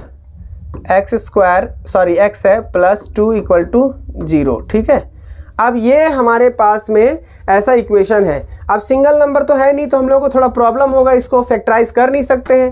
तो इस कंडीशन में हम लोग क्या करेंगे, कंसीडर कर लेंगे कि ये जो इक्वेशन है इसको हम लोग कंपेयर कर देंगे। तो लिखेंगे यहाँ पे कंपेयरिंग द इक्वेशन, किससे, जो जनरल फॉर्म ऑफ इक्वेशन है ना, quadratic equation with ax² + bx + c = 0। ठीक है, तो a की जो वैल्यू होगा वो क्या हो जाएगा m - 12, अब b की जो वैल्यू होगा वो क्या हो जाएगा 2m - 12 और जो c की वैल्यू होगा वो हो जाएगा 2। ठीक है, अब इसके बाद हम लोग क्या करेंगे, देखो यहाँ पे क्या है, a b c से कंपेयर तो कर दिए, लेकिन क्या है कि यहाँ पे कोई पर्टिकुलर तरीका नहीं बताया है कि आपको कैसे सॉल्व करना है, लेकिन एक खास पॉइंट वो लिखा है कि वो जो इक्वेशन है ना वो रियल और इक्वल रूट है। तो इस कंडीशन में क्या करेंगे, हम लोग डेल्टा का वैल्यू यूज करेंगे ना, डेल्टा। तो डेल्टा क्या होता है, b² - 4ac। तो यहाँ पे क्या हो जाएगा, b की वैल्यू जो है वो कितना है, ये है ना, तो 2 ब्रैकेट m - 12। ठीक है, अब ये कंप्लीट ब्रैकेट में आएगा क्योंकि इसके बाहर स्क्वायर है, और -4 और a की जो वैल्यू वो कितना है, ये है ना m - 12 और जो c की वैल्यू है वो क्या हो जाएगा, 2 से मल्टीप्लाई यहाँ पे हो जाएगा। ठीक है, 2ac। अब यहाँ पे देखो इसको सॉल्व करेंगे तो इसको जब स्क्वायर करेंगे तो कितना हो जाएगा 4 और इसके बाहर जो हो जाएगा m - 12, ये इसका स्क्वायर अलग से हो जाएगा। ठीक है, अब देखो यहाँ पे जब इसको मल्टीप्लाई करेंगे, इसको पहले मल्टीप्लाई कर देते हैं, तो 4 × 2 = 8 और यहाँ पे क्या हो जाएगा m - 12। अब इसके बाद हम लोग क्या करेंगे, पहले इस स्क्वायर को हटाएंगे, तो यहाँ पे क्या हो जाएगा a - b का होल स्क्वायर, देख रहे हो ना, a - b, ऐसा ही कंडीशन है, तो वही फॉर्मूला हम लोग यूज़ करेंगे। तो यहाँ पे क्या हो जाएगा m² - 2ab होता है ना फॉर्मूला में, तो 24m और प्लस 144, क्योंकि 12 का स्क्वायर करेंगे तो 144 हो जाएगा। ठीक है, अब ये माइनस है, माइनस डालेंगे, अब 8 है ना, तो 8 को एज इट इज़ यहाँ पे लिख देंगे और साथ में एक ही बार मल्टीप्लाई करेंगे। ठीक है, तो ये हम लोग 0 डालते जाएंगे। क्लियर, अब देखो यहाँ पे क्या मल्टीप्लाई करेंगे तो हो जाएगा 4m² माइनस, इसको जब मल्टीप्लाई करेंगे इससे क्या आ जाएगा, 4 × 4 = 16, 4 × 2 = 8 प्लस 9, यहाँ पे हो जाएगा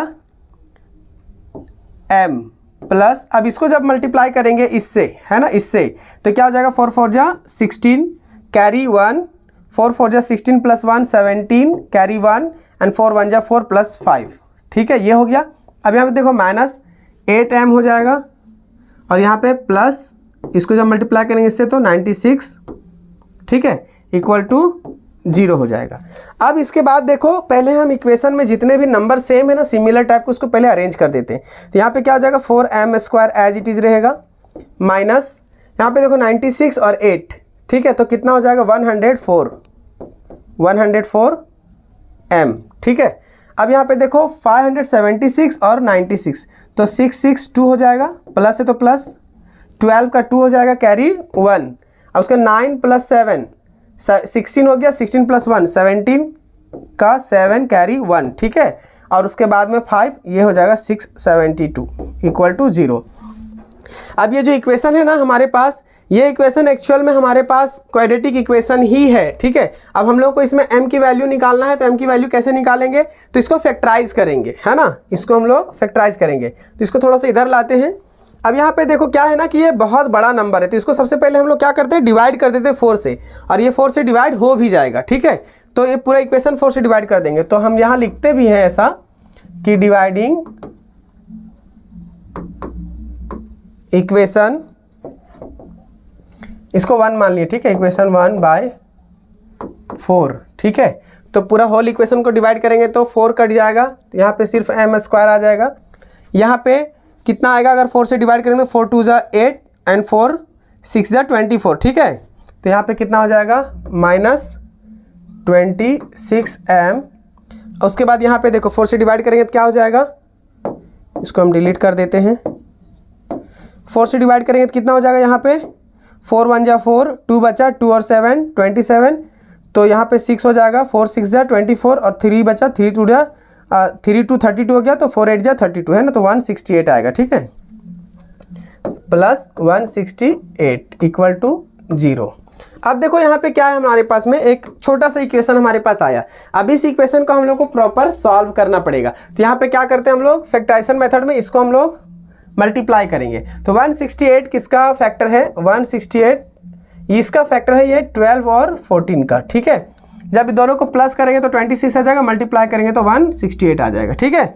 तो यहाँ पे क्या हो जाएगा हमारे पास में, जब फैक्टर इसका क्लियर करेंगे तो फैक्टर में हम लोग को अच्छे से ध्यान देना है कि जो m² है एज इट इज़ रहेगा, और यहाँ पे उसके बाद में -12 हो जाएगा m, और ये -14m और +168 = 0, ठीक है। अब सेकेंड चीज़ क्या है कि इन दोनों में कॉमन क्या है, तो m कॉमन है, तो m - 12, ठीक है। इन दोनों में कॉमन क्या है, 14m - 12 = 0, ठीक है। अब देखो यहाँ पे इन दोनों में क्या कॉमन है, ये है ना, तो m - 12 बाहर आ जाएगा, क्या बच जाएगा, m - 14 = 0। अब जब इसको सेपरेट वैल्यू निकालेंगे क्या आ जाएगा, m - 12 = 0 और m - 14 = 0। तो m की जो वैल्यू आएगा वो 12 आ जाएगा, और m की जो दूसरा वैल्यू है वो कितना आ जाएगा, 14। तो दो वैल्यू तो m की होगा नहीं, कोई एक ही वैल्यू होगा। तो हम लोग चेक करते हैं, x² की जो कोफिशिएंट वैल्यू हो क्या है, m - 12, ठीक है। तो x² की जो वैल्यू आएगा वो 12 - 12 तो = 0। अगर किसी भी इक्वेशन में x की वैल्यू अगर x² की वैल्यू अगर 0 आ जाएगा तो वो कभी भी क्वाड्रेटिक इक्वेशन नहीं होगा। तो therefore value of m = 12 is invalid, है ना, वो वैलिड है ही नहीं। तो 10 क्या हो जाएगा, 14 is the real value of m। कौन सा हमारा आंसर है, ये वाला, ठीक है। तो हमारा जो m का वैल्यू आया वो कौन सा होगा, 14 होगा। तो आप थोड़ा सा इसको समझ लो एक बार फिर से, ठीक है, और उसके बाद फिर से स्क्रीनशॉट लो, और उसके बाद फिर आप कॉपी में नोट डाउन करो। जितने बार कॉपी में लिखोगे ना बाबू उतना अच्छा रहता है, ठीक है। क्योंकि जब हम लोग भी मतलब लेक्चर लेते हैं ना, उससे पहले भी हम लोग कई बार प्रैक्टिस करते हैं, चीज़ों को समझते हैं, ताकि आप लोग को और भी आसान कर सके। इसके कई सारे ऐसे मेथड है जो कि हम शॉर्टकट तरीके से भाग सकते हैं, लेकिन मेरा एक ही रीज़न है कि मैं इतना एक्सप्लेन करता हूँ। उसका वजह है कि आप सभी लोगों को समझ में आ जाए, और कुछ बड़ा चीज़ नहीं था ये क्वेश्चन में, इतना लंबा लेंदी लेके जाने की ज़रूरत नहीं थी। लेकिन अगर मैं शॉर्टकट अपना लिया तो आपको समझने में प्रॉब्लम होगा। इसके लिए मैं थोड़ा सा लेंदी प्रोसेस में ही चलता हूँ। भले से मुझे इस वीडियो बनाने में मतलब 1.5 घंटे का हो जाए या 2 घंटे का, मुझे उससे कोई फ़र्क नहीं पड़ता है, क्योंकि आपको फ़र्क पड़ना चाहिए। अगर आप में फ़र्क आएगा तो मुझे कोई फ़र्क नहीं पड़ेगा, और आपको नहीं समझ में आएगा फिर कोई मतलब नहीं रह जाएगा वीडियो बनाने का, है ना। तो चलो अब नेक्स्ट क्वेश्चन में हम लोग देख रहे हैं क्वेश्चन नंबर 2 में कि अ फार्मर बोरोस कितना 1000 rupees and agrees to repay with the total interest of 140 rupees in 12 installment, each installment being less than by preceding installment by 10 rupees. What should be the amount of his first and last installment? ठीक है, अब question समझ में आ गया। इसकी solution कितनी दमदार है ना वो देखो। अगर थोड़ा सा भी मिस्टेक हुआ कहानी गोल और सीधा 4 नंबर धाकड़ नुकसान होने वाला है। ठीक है, तो यहाँ पे क्या बता रहा है कि एक किसान है जो 1000 किसी से पैसा लिया, उधार पैसा दोस्ती यारी में, और फिर क्या किया 140 रुपया ब्याजो भरा है बेचारा। कैसा दोस्त है रे, ऐसा दुश्मन नहीं मिले किसी को, है ना, दोस्त जैसा दुश्मन। 140 रुपया ब्याज ले लिया है। अब उसको पेमेंट किया है हर महीना, 12 इंस्टॉलमेंट में पे किया है सारा पैसा, लेकिन हर महीना क्या क्या ना 10 रुपया कम करके दिया है। मतलब तो ये पूछ रहा है कि इतना पैसा चुकाने में उसको 12 महीना लगा, तो पहला महीना कितना चालू किया होगा और उसका लास्ट महीने में कितना बचा हुआ होगा जो कि 10-10 रुपया कम पड़ते गया। ठीक है, तो हम मान लेते हैं कि जो टोटल अमाउंट पे किया है, टोटल अमाउंट है ना, टोटल अमाउंट पे किया, टोटल अमाउंट पेड है ना, टोटल पेड कितना हो जाएगा, 1000 तो उधार ये लिया और 140 रुपया तो वो ब्याज भर दिया, तो कितना हो गया 1140 रुपया। टोटल कितना हो गया 1140 रुपया, मतलब इसको इतना भरना पड़ा।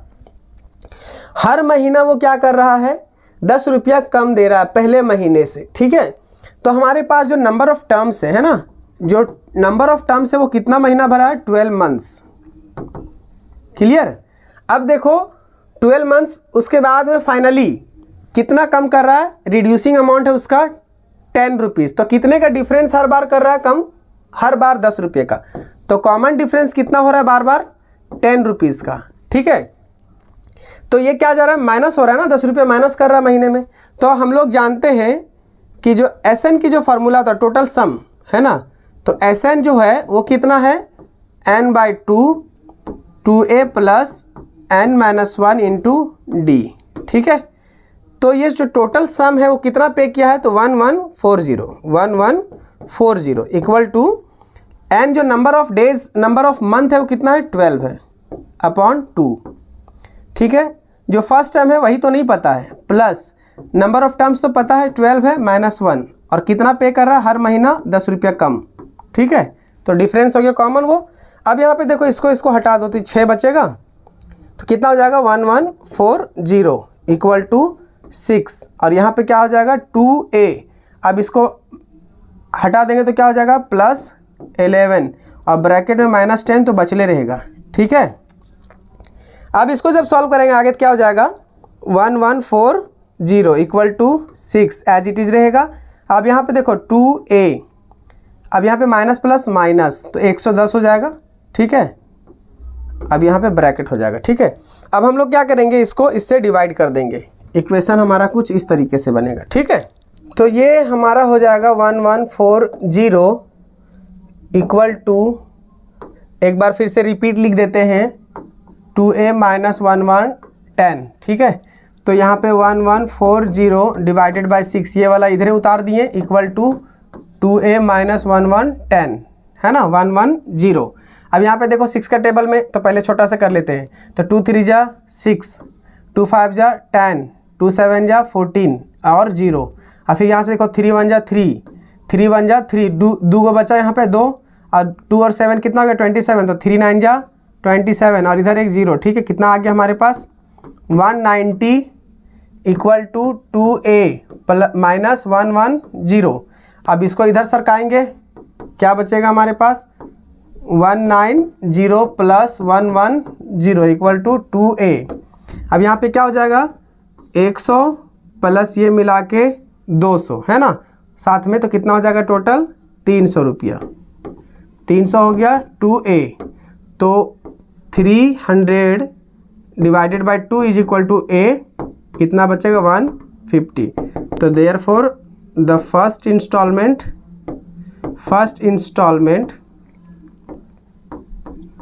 Is 150 rupees.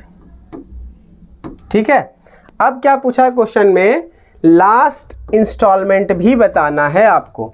तो लास्ट इंस्टॉलमेंट क्या हो जाएगा हमारा बताओ। तो लास्ट इंस्टॉलमेंट के लिए हम लोग क्या करेंगे, TN की वैल्यूज करेंगे ना। Now TN is equal to a plus n - 1 into d. Clear पता है कि ये वाला लास्ट इंस्टॉलमेंट मतलब ये 12वां इंस्टॉलमेंट है, ठीक है ना। तो T12 कितना हो जाएगा भैया, फर्स्ट इंस्टॉलमेंट पता चल गया 150 रुपया है, प्लस ये 12 माइनस 1 इंटू क्या हो जाएगा -10। अब देखो यहाँ पे क्या होगा, 150 तो एज इट इज रहेगा, प्लस ये हो जाएगा 11 और ये इंटू -10, तो 150 और जब इसको मल्टीप्लाई करेंगे तो -110 होगा, ठीक है। थोड़ा सा और सरकाएंगे ऊपर, उसके बाद हमारा लास्ट इंस्टॉलमेंट भी पता चल जाएगा, ठीक है। तो कितना आया हमारे पास में 40 रुपीज़। तो देयरफॉर द लास्ट इंस्टॉलमेंट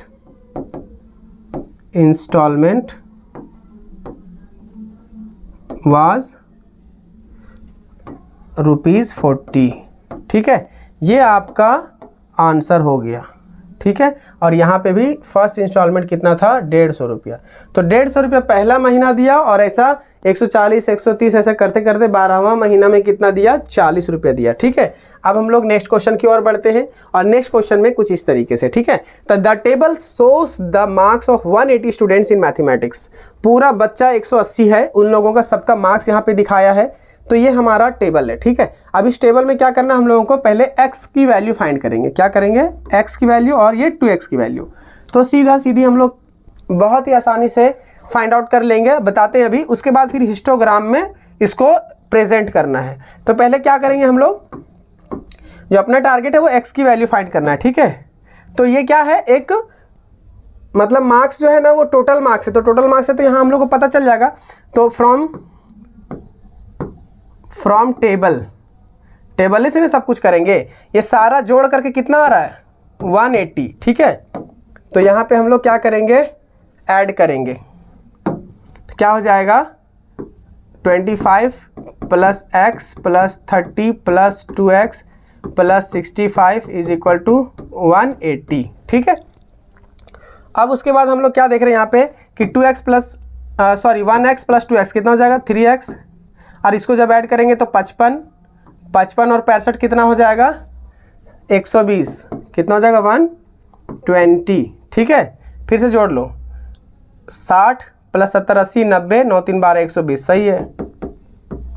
अब देखो यहाँ पे क्या करेंगे, 3x जो है इसको इधर धकेल देंगे, 180 माइनस 120, तो 3x यहीं पे रहेगा, इक्वल टू इसको डिवाइड करेंगे, क्या करेंगे बोलो, है ना, मल्टीप्लाई करेंगे।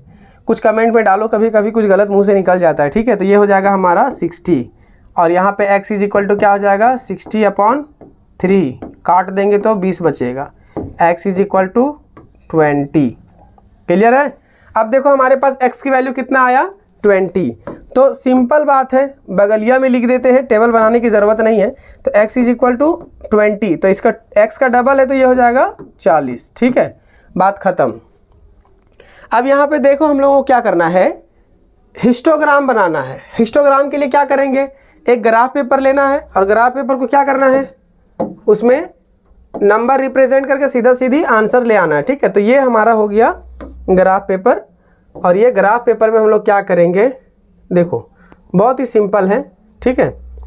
सबसे पहले बात, स्केल से आपको बनाना है भैया, ठीक है, लेकिन हम क्या कर रहे हैं, हाथ से ही बना दे रहे हैं। अभी देखो यहाँ पे क्या करना है आपको, एक डायग्राम बनाएंगे हम लोग, लाइन खींचेंगे, यहाँ तक आ गया, ये ऐसा कर देते हो y एक्सिस है ना, और ये हमारा हो जाएगा x एक्सिस। तो यहाँ पे आपको लिखना है नंबर ऑफ स्टूडेंट, और यहाँ पे लिखना है मार्क्स ऑब्टेंड। नंबर का जो साइज है वो बड़ा है, इसलिए हम लोग क्या करेंगे 10 का रेंज लेंगे, ठीक है। तो यहाँ पे क्या हो जाएगा अपने पास 10, ठीक है, और यहाँ पे 20 30 40 50 60 70 80 तक लेके जाते हैं, ठीक है। इधर भी देखेंगे, बाद में ज़रूरत पड़ा तो बढ़ा देंगे, 20 30 40 50 60 70 और 80, ठीक है। ये हमारा हो जाएगा x एक्सिस, ठीक है, और ये हमारा हो जाएगा y एक्सिस, ठीक है, ये बात आपको ध्यान में रखना है। अब इस एक्स एक्सिस और वाई एक्सिस में हम लोग क्या देखेंगे, ये जो इसकी सबसे इंपॉर्टेंट चीज़ है ना, वो हम लोग इसको प्रेजेंट कैसे करेंगे। तो 10 से 20 और उसके बाद 20 से 30, 30 से 40, 40 से 50, 50 तक यहाँ पे हमारे पास है। एक्स की वैल्यू निकाल चुके हैं, हिस्टोग्राम बनाना है, ठीक है। तो अपने पास में जो 0 से लेकर के 10 तक का जो रेंज है ना, मार्क्स का 0 से लेकर के 10 तक का, तो यहाँ पे 10 तक का जो बच्चे लाने वाले मार्क्स हैं वो कितने लोग हैं, 25 लोग हैं। तो यहाँ से क्या करेंगे, देखो ये 10 हो गया, 20 हो गया, और 20 से आधा ऊपर जाएंगे तो 25 हो जाएगा। ये हमारा हो जाएगा ऐसा हिस्टोग्राम, ठीक है, पहला कंडीशन। अब दूसरे में देखो 20 मार्क्स है ना, 10 से 20 लाने वाले कितने लोग हैं, तो 10 से 20 वाले ये रेंज में हमारा क्या हो जाएगा, 20 लोग हैं। तो ये हमारा थोड़ा सा नीचे ही रहेगा, ये हमारा हो जाएगा ऐसा, ठीक है, एक कंडीशन हो गया। और अब देखो हमारे पास में 20 से 30 में कितने लोग हैं, तो 30 वाला कंडीशन में कितना लोग है, 30 लोग हैं। तो हम इसको जस्ट ऊपर ले जाएंगे यहाँ तक, ठीक है, ऐसा हिस्टोग्राम ये हो गया। उसके बाद में हमारे पास कौन सा आ रहा है, 30 से 40, 30 से 40। तो 30 से 40 के बीच में हमारा कौन सा हो जाएगा, 30 से 40 में ये 40 बच्चे हैं, तो ये हमारा हो जाएगा 40 तक जाएगा, ऐसा लाइन ऐसा करके आप बना सकते हो, ठीक है, ऐसा। ये 40 लाइन वाला मतलब 40 ये वाला यहाँ तक इसका मैच करेगा, ये वाला यहाँ तक इसका मैच करेगा, ठीक है। अब उसके बाद में 40 to 50 के रेंज में कौन सा है, 65 है, ठीक है। तो यहाँ पे 40 to 50, तो यहाँ 50 से ऊपर जाएगा ऐसा, 60 यहाँ तक गया, 60 के बाद यहाँ 65। अब यहाँ पे क्या करेंगे हम लोग, ऐसा ऐसा हो गया, और ये यहाँ से यहाँ मिलाएंगे, ऐसा ऐसा, ठीक है, ऐसा आपको स्केल से बनाना है। तो ये हमारा हो गया हिस्टोग्राम। अब यहाँ पे देखो क्वेश्चन नंबर 5 में एक क्वेश्चन 1 है, एक ही सॉल्व करना है और इसको अच्छे से करना है, ठीक है। तो आपको इसमें क्या करना है कि draw the graph representing the equation ये एंड ये, दो इक्वेशन दिया हुआ है, उसकी वैल्यू पुट करना है और हम लोगों को एक ग्राफ बनाना है। उस ग्राफ में एक ट्रायंगल बनेगा, कहाँ पे, एक्स एक्सिस से लेकर के, और उसी ट्रायंगल का हम लोग क्या निकालना है, एरिया निकालना है। क्या निकालना है, एरिया, ध्यान रखिएगा, ठीक है। तो चलिए हम लोग क्वेश्चन को समझ लिए, अब हम लोग सीधा टेबल बनाते हैं और टेबल में क्या करेंगे, दो इक्वेशन की वैल्यू का फाइंड आउट करते हैं, एक्स और वाई, उसके बाद फिर हम लोग ग्राफ बनाएंगे, ठीक है। तो पहले देख लो 2x equal to y plus 2, ये इक्वेशन है ना। तो इस इक्वेशन का हम लोग मिनिमम 3 वैल्यू फाइंड आउट करेंगे, ठीक है, ताकि हम लोग को पॉइंट्स मिल जाए। 2 वैल्यू फाइंड आउट करेंगे तो कहीं से भी मिल जाएगा। तो पहला जो कंडीशन होगा वो क्या हो जाएगा, x, दूसरा y, और तीसरा जो होगा वो कोऑर्डिनेट पॉइंट x और y होगा, ठीक है। तो यहाँ पे 1 2 3। अब इसमें क्या करना है हम लोगों को, सपोज ऐसा करना है, आपको सॉल्व भी करना है ना। If x is equal to 0 then y क्या होगा, इक्वेशन से पता करेंगे। तो 2x है ना इक्वल टू वाई प्लस 2। तो अगर हम लोग x 0 ले लेते हैं तो क्या हो जाएगा, y प्लस 2। बताओ, तो ये 0 minus 2 is equal to y. तो y की जो वैल्यू आएगा वो कितना आएगा, -2, ठीक है। तो ये हम कहाँ लिखेंगे, 0 इधर लिखेंगे तो -2 इधर, ठीक है। अगर हम लोग x की वैल्यू 1 लेते हैं, अगर x इज इक्वल टू 1 लेते हैं, ठीक है, तो y क्या हो जाएगा, बताओ, 2x, तो x की वैल्यू 1 है, इक्वल टू वाई प्लस 2। तो ये 2 माइनस 2, तो y इज इक्वल टू 0, ठीक है। तो ये क्या हो जाएगा, 0। अगर हम लोग x की वैल्यू 2 लेते हैं, ठीक है, तो यहाँ पे क्या हो जाएगा, अगर x 2 लेते हैं तो क्या हो जाएगा, 2 into 2 is equal to y plus 2। तो ये हो जाएगा 4 माइनस 2 इक्वल टू वाई। तो यहाँ पे कितना हो जाएगा, y की वैल्यू बोलो 2 हो जाएगा, ठीक है। तो अगर x 2 लेंगे तो y भी 2 हो जाएगा। कोऑर्डिनेट पॉइंट क्या बनेगा, 0 माइनस 2 1 0 2 और 2, ठीक है। अब सेम इसी तरीके से हम लोग क्या करेंगे, किसके लिए लेंगे, हम लोग इक्वेशन नंबर 2 के लिए लेंगे, जो कि हमारा इक्वेशन है 4x plus 3y is equal to 24, ठीक है। अब हम लोग इस कंडीशन में क्या करेंगे बताओ, x की वैल्यू डिफरेंट लेंगे, तो हम लोग यहाँ पे भी 3 टेबल बनाएंगे, है ना, सेम एज इट इज। ये हो जाएगा हमारा x, ये y और ये xy, ठीक है, 1 2 3। अगर x की वैल्यू हम लोग यहाँ पे भी 0 लेते हैं तो y की वैल्यू क्या आएगा, ठीक है। तो 4 into 0 plus 3y equal to 24, ठीक। तो यहाँ पे क्या हो जाएगा, ये 0 plus 3y is equal to 24 और y इज इक्वल टू क्या हो जाएगा 24/3, तो ये हो जाएगा 8। क्या हो जाएगा, y इज इक्वल टू 8। तो यहाँ पे कितना हो जाएगा, अगर हम इसको 0 लेते हैं तो ये हो जाएगा 8, ठीक है। अब दूसरे में क्या लेते हैं हम लोग x की वैल्यू, x इज इक्वल टू 3। तो यहाँ पे क्या हो जाएगा इक्वेशन के according 4 into 3 plus 3y is equal to 24। तो यहाँ पे कितना हो जाएगा 12 plus 3y is equal to 24। 3y is equal to क्या हो जाएगा 24 माइनस 12। तो y इज इक्वल टू क्या हो जाएगा 12/3, मतलब अपने पास y की जो वैल्यू आएगा वो रहेगा 4। तो हमने जब 3 लिया तो y 4 आया, ठीक है। तो ये 3 और ये 4, ठीक है। अब हम लोग क्वेश्चन में देखते हैं कि एक और कॉलम है और उस कॉलम में हम लोग लेते हैं 4 ले लेते हैं, ठीक है। तो यहाँ पे क्या हो जाएगा x इज इक्वल टू, अगर हम लोग 4 लेते हैं तो 4 इंटू 4 हो जाएगा, या तो फिर 6 लेते हैं, कुछ बड़ा लेते हैं ना, कुछ बड़ा लेते हैं। तो x की वैल्यू अगर हम लोग 6 लेते हैं तो जल्दी सॉल्व हो जाएगा, ठीक है। x इज इक्वल टू 6 लेते हैं तो यहाँ पे क्या हो जाएगा 4 into 6 plus 3y equal to 24। तो यहाँ हो जाएगा 24 plus 3y is equal to 24 और 3y is equal to 24 minus 24 और y इज इक्वल टू 0/3 जो कि 0 होगा, ठीक है। तो इस बात को आपको ध्यान रखना है कि अगर हम लोग x 6 लेते हैं तो ये हमारा 0 हो जाएगा। इक्वेशन कैसा बनेगा 0 8 3 4 और 6 0, ठीक है। अब इस बात को आपको ध्यान में रखना है कि आपको ये 2 टेबल बनाना सबसे पहले कंपलसरी है, और जब ये 2 टेबल आप बना लोगे तो उसके बाद ही हम लोग ग्राफ पे ट्रायंगल बना पाएंगे, ठीक है। तो हम लोग इसको थोड़ा सा ऊपर ले जाते हैं क्योंकि अब देखो ये ऐसे कैलकुलेशन में हम लोगों को जगह चाहिए, ठीक है। अब हम लोग जब इसको ऐसा ऊपर ले गए तो हम लोग के पास टेबल का ज़रूरत पड़ेगा क्योंकि एक्सिस, तो एक्सिस है यहाँ हमारे पास में, दोनों एक्सिस अलग अलग हैं। अब हम लोग इस कंडीशन में क्या करेंगे, पहले स्केल लेंगे, है ना। इस वीडियो में थोड़ा सा आपको लगेगा समय क्योंकि हम परेशान करेंगे क्योंकि क्वेश्चन ही ऐसे ऐसे हैं इसमें, तो हमको सॉल्व करना पड़ता है, ठीक है। ये एक स्केल लो, ये हमारा एक्स एक्सिस हो गया, ठीक है। यहाँ से हम लोग ऐसा ड्रॉ कर दिए, ठीक।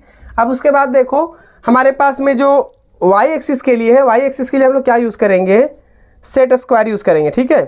तो यहाँ पे हमारे पास जो कंडीशन है वो हम लोग इसी से काम चला लेंगे, ठीक। तो ये हमारा ऐसा आ गया। अब ये हमारा वाई एक्सिस जा रहा है, ठीक है। थोड़ा और नीचे करते हैं, ठीक है। ये हमारा क्या हो गया एक्सिस हो गया, जो कि हम लोग इसको बोल सकते हैं ये एक्स एक्सिस है और ये वाई एक्सिस है, ठीक है। और ये हमारा वाई एक्सिस है और इधर से भी वाई एक्स है, ठीक, ये एक्स। तो 1 2 3 4 5 6 7 8 ऐसा अनुमान लगा के चल रहे, -1 2 3 4 5 6 7 इतना चल रहे, 1 2 3 4 5 6 7, इधर 1 2 3 4 5 6 7 8 तक चले गए। अब देखो यहाँ पे हमारे पास ये हमारा क्या हो गया, ओरिजिन हो गया, ठीक है। ओरिजिन मतलब 0 पॉइंट। अब हम लोग क्या करेंगे, जो टेबल हमने फाइंड आउट किया है उस टेबल के अकॉर्डिंग हम लोग को जाना है, ठीक है। तो पहले वाले कंडीशन में हम लोग देखेंगे क्या है कि x जो है वो 0 है लेकिन y क्या है -2 है। तो यहाँ पे -1 -2, तो ये वाला पॉइंट हमारा पहला पॉइंट के लिए हो गया। अब उसके बाद देखो x जो है वो 1 है और ये 0 है, तो ये हमारा x जो है वो 1 है, ठीक है, ये यहाँ पे है, ठीक है, और 0 है y। अब यहाँ पे देखो 2 और 2 है, तो मतलब ये 1 हो गया, ये 2 3 4 5 6 7 8, यहाँ भी कर देते हैं ना 1 2 3 4 5 6 7, ठीक है। अब उसके बाद देखते हैं हम लोग इधर हम लोग एक स्टेप और 8 बढ़ जाते हैं, ठीक है, यहाँ पे। अब यहाँ पे देखो ये -1 -2 -3 -4 -5 -6 और -7 ऐसा हम लोग बना दिए, ठीक है। अब हम लोग आगे बढ़ते हैं, यहाँ पे 2 और 2 है, तो यहाँ पे इसका क्या हो जाएगा, ये ऐसा जाएगा ना, ऐसा यहाँ पे आएगा इसका। अब हम लोग थोड़ा सा इसका इस इक्वेशन का देखते हैं, तो 0 8 है, ठीक है। तो x कितना है 0 लेकिन y कितना है 8 है, तो हम लोग यहाँ तक बढ़ते हैं, तो यहाँ लिखे नहीं हैं लेकिन y जो है 8 है, तो यहाँ पर है ना ये पॉइंट यहाँ पे आएगा, ठीक है। अब उसके बाद हम लोग टेबल में फिर से वापस देखते हैं, तो कितना है 3 और 4, x3 y 4, x3 एक यहाँ पे आएगा, ठीक है। तो x3 हो गया और y 4 यहाँ पे, ठीक है, ये ऐसा आ गया, ठीक। अब जो नेक्स्ट इक्वेशन का जो नेक्स्ट वैल्यू है वो वैल्यू फिर से वापस देखेंगे, ठीक है। तो 6 और 0 है, तो ये कितना है 0 और 6, तो ये हो गया हमारा 6 और 0 यहाँ पे आएगा, ठीक है। अब बताओ मुझे कि ट्रायंगल जो बनेगा वो कहाँ बनेगा, एक्स एक्सिस पे ट्रायंगल बनेगा, ठीक है। ये थोड़ा सा लेंदी है लेकिन क्या कर सकते हो, इसको बनाना पड़ेगा। अब हम लोग क्या करना है, देखो 3 और 4 जो था एक बार फिर से चेक कर लेते जरा सा, x 3 था और y 4 है ना। अब हम लोग को टेबल ऐसा बनाना है, टेबल बनाने के बाद में हम लोगों को ही सॉल्यूशन मिल पाएगा, क्योंकि जब तक हम लोग ट्रायंगल नहीं बना पाएंगे ना तब तक हम लोग से ये नहीं होने वाला है, ठीक है। तो अब हम लोग क्या करेंगे, थोड़ा सा ये चीज़ हम लोग को ध्यान में रखना है कि इसका जो कट पॉइंट है ना उसको पहले मिलाएंगे। तो हम लोग यहाँ पे क्या करेंगे, इसको लाए ऐसा और पहले पॉइंट्स को मिला देंगे, है ना, पॉइंट्स को मिला देंगे, ऐसा लाए इधर यहाँ पे और इस पॉइंट्स को ऐसा हम लोग मिला देंगे। तो यहाँ पे जब मिलाएंगे देखो ये स्ट्रेट जाएगा, ठीक है। तो ट्रायंगल हमारा यहीं से बनेगा, हाइट जो रहेगा ये ऐसा, ठीक है। और थोड़ा सा स्केल से देखो, एक्चुअल में जब हम फिजिकली काम करते हैं ना तो उसमें बहुत जल्दी और फटाफट हो जाता है अपना, लेकिन क्या होता है कि थोड़ा सा इसमें प्रॉब्लम आता है। तो ये क्या हो गया हमारा, बोलो, ये ट्रायंगल फॉर्मेशन के लिए हेल्प करेगा, ठीक है। तो ये हमारा यहाँ से यहाँ ट्रायंगल हो गया, ठीक है, ये हो गया।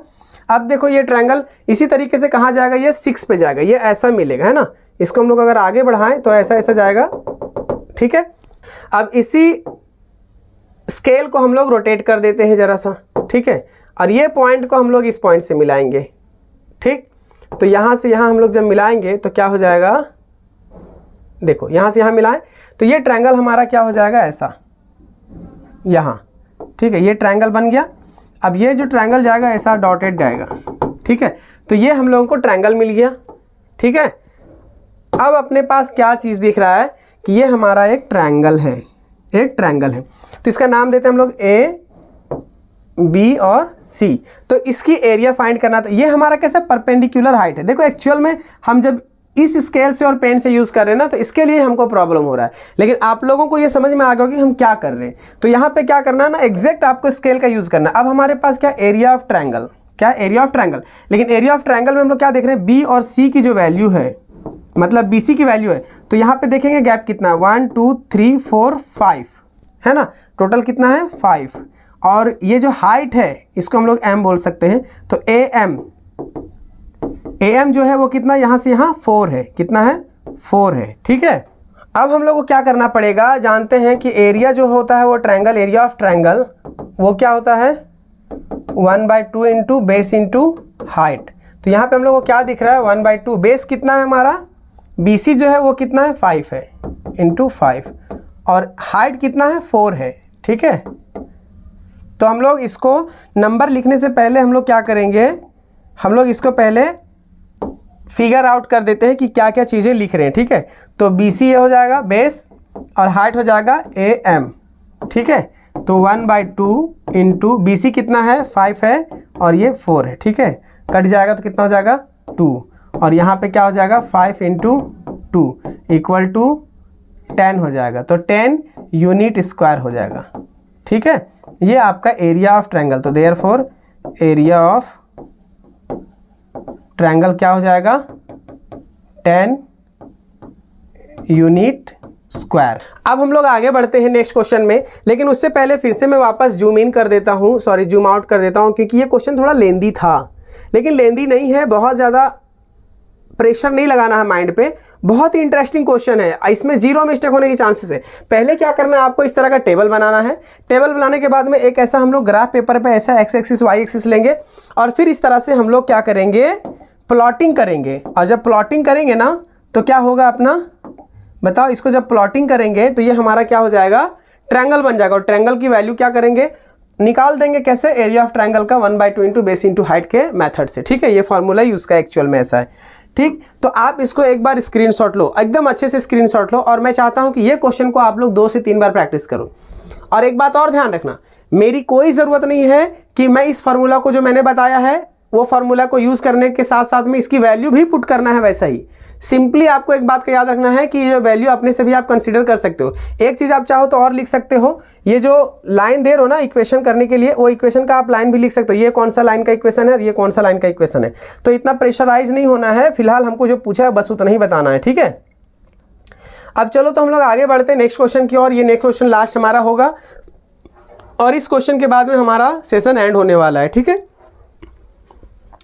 अब यहाँ पे देखो, ये भी बहुत इंटरेस्टिंग क्वेश्चन है जो कि 3 मार्क्स का है, ठीक है।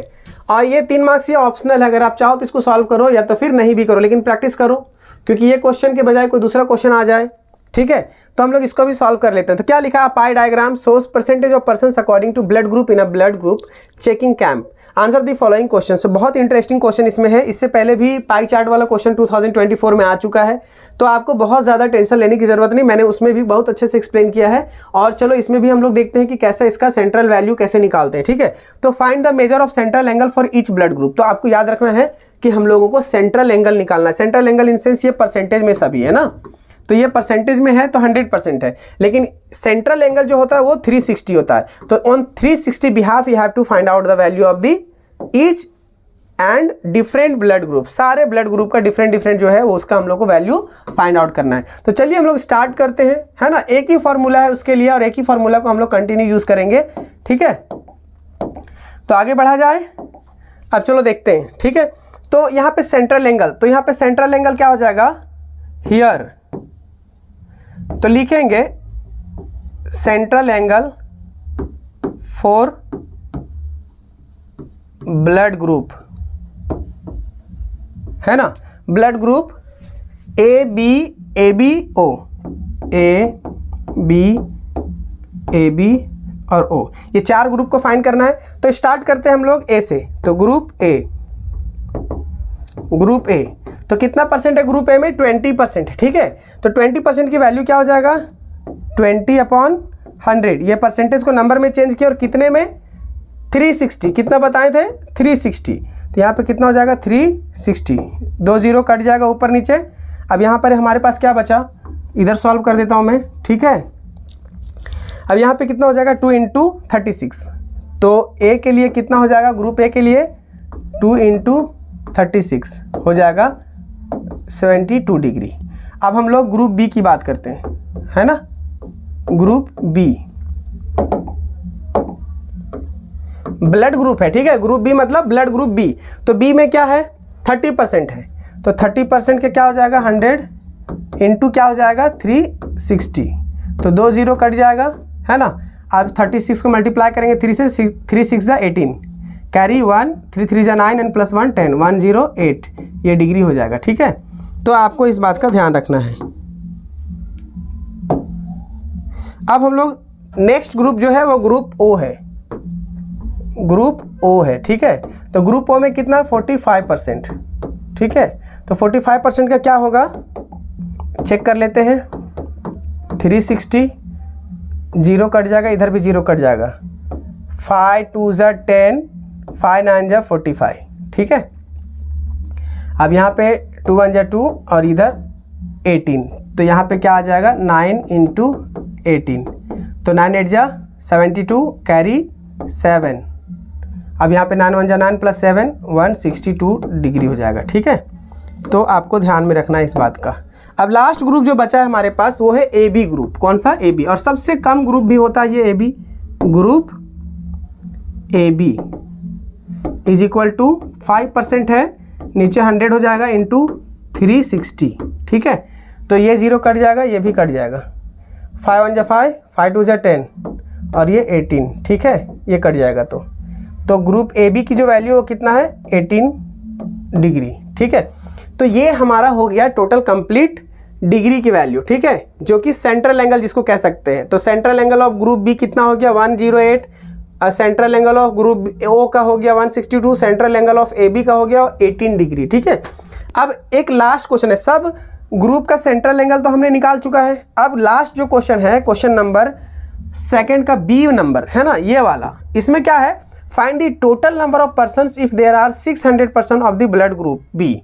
अगर ग्रुप बी में है ना, ये जो ब्लड ग्रुप बी है, ओके, इस ब्लड ग्रुप बी में टोटल 600 लोग हैं, तो टोटल आदमी लोग कितना आया हुआ है ना कैंप में। तो इसको फाइंड आउट करने के लिए भी हम लोगों को एक सेपरेट तरीका अपनाना पड़ेगा और सेपरेट फार्मूला, जो कि बहुत ही सिंपल है। और इसमें हम लोग देखेंगे गिवन क्या है।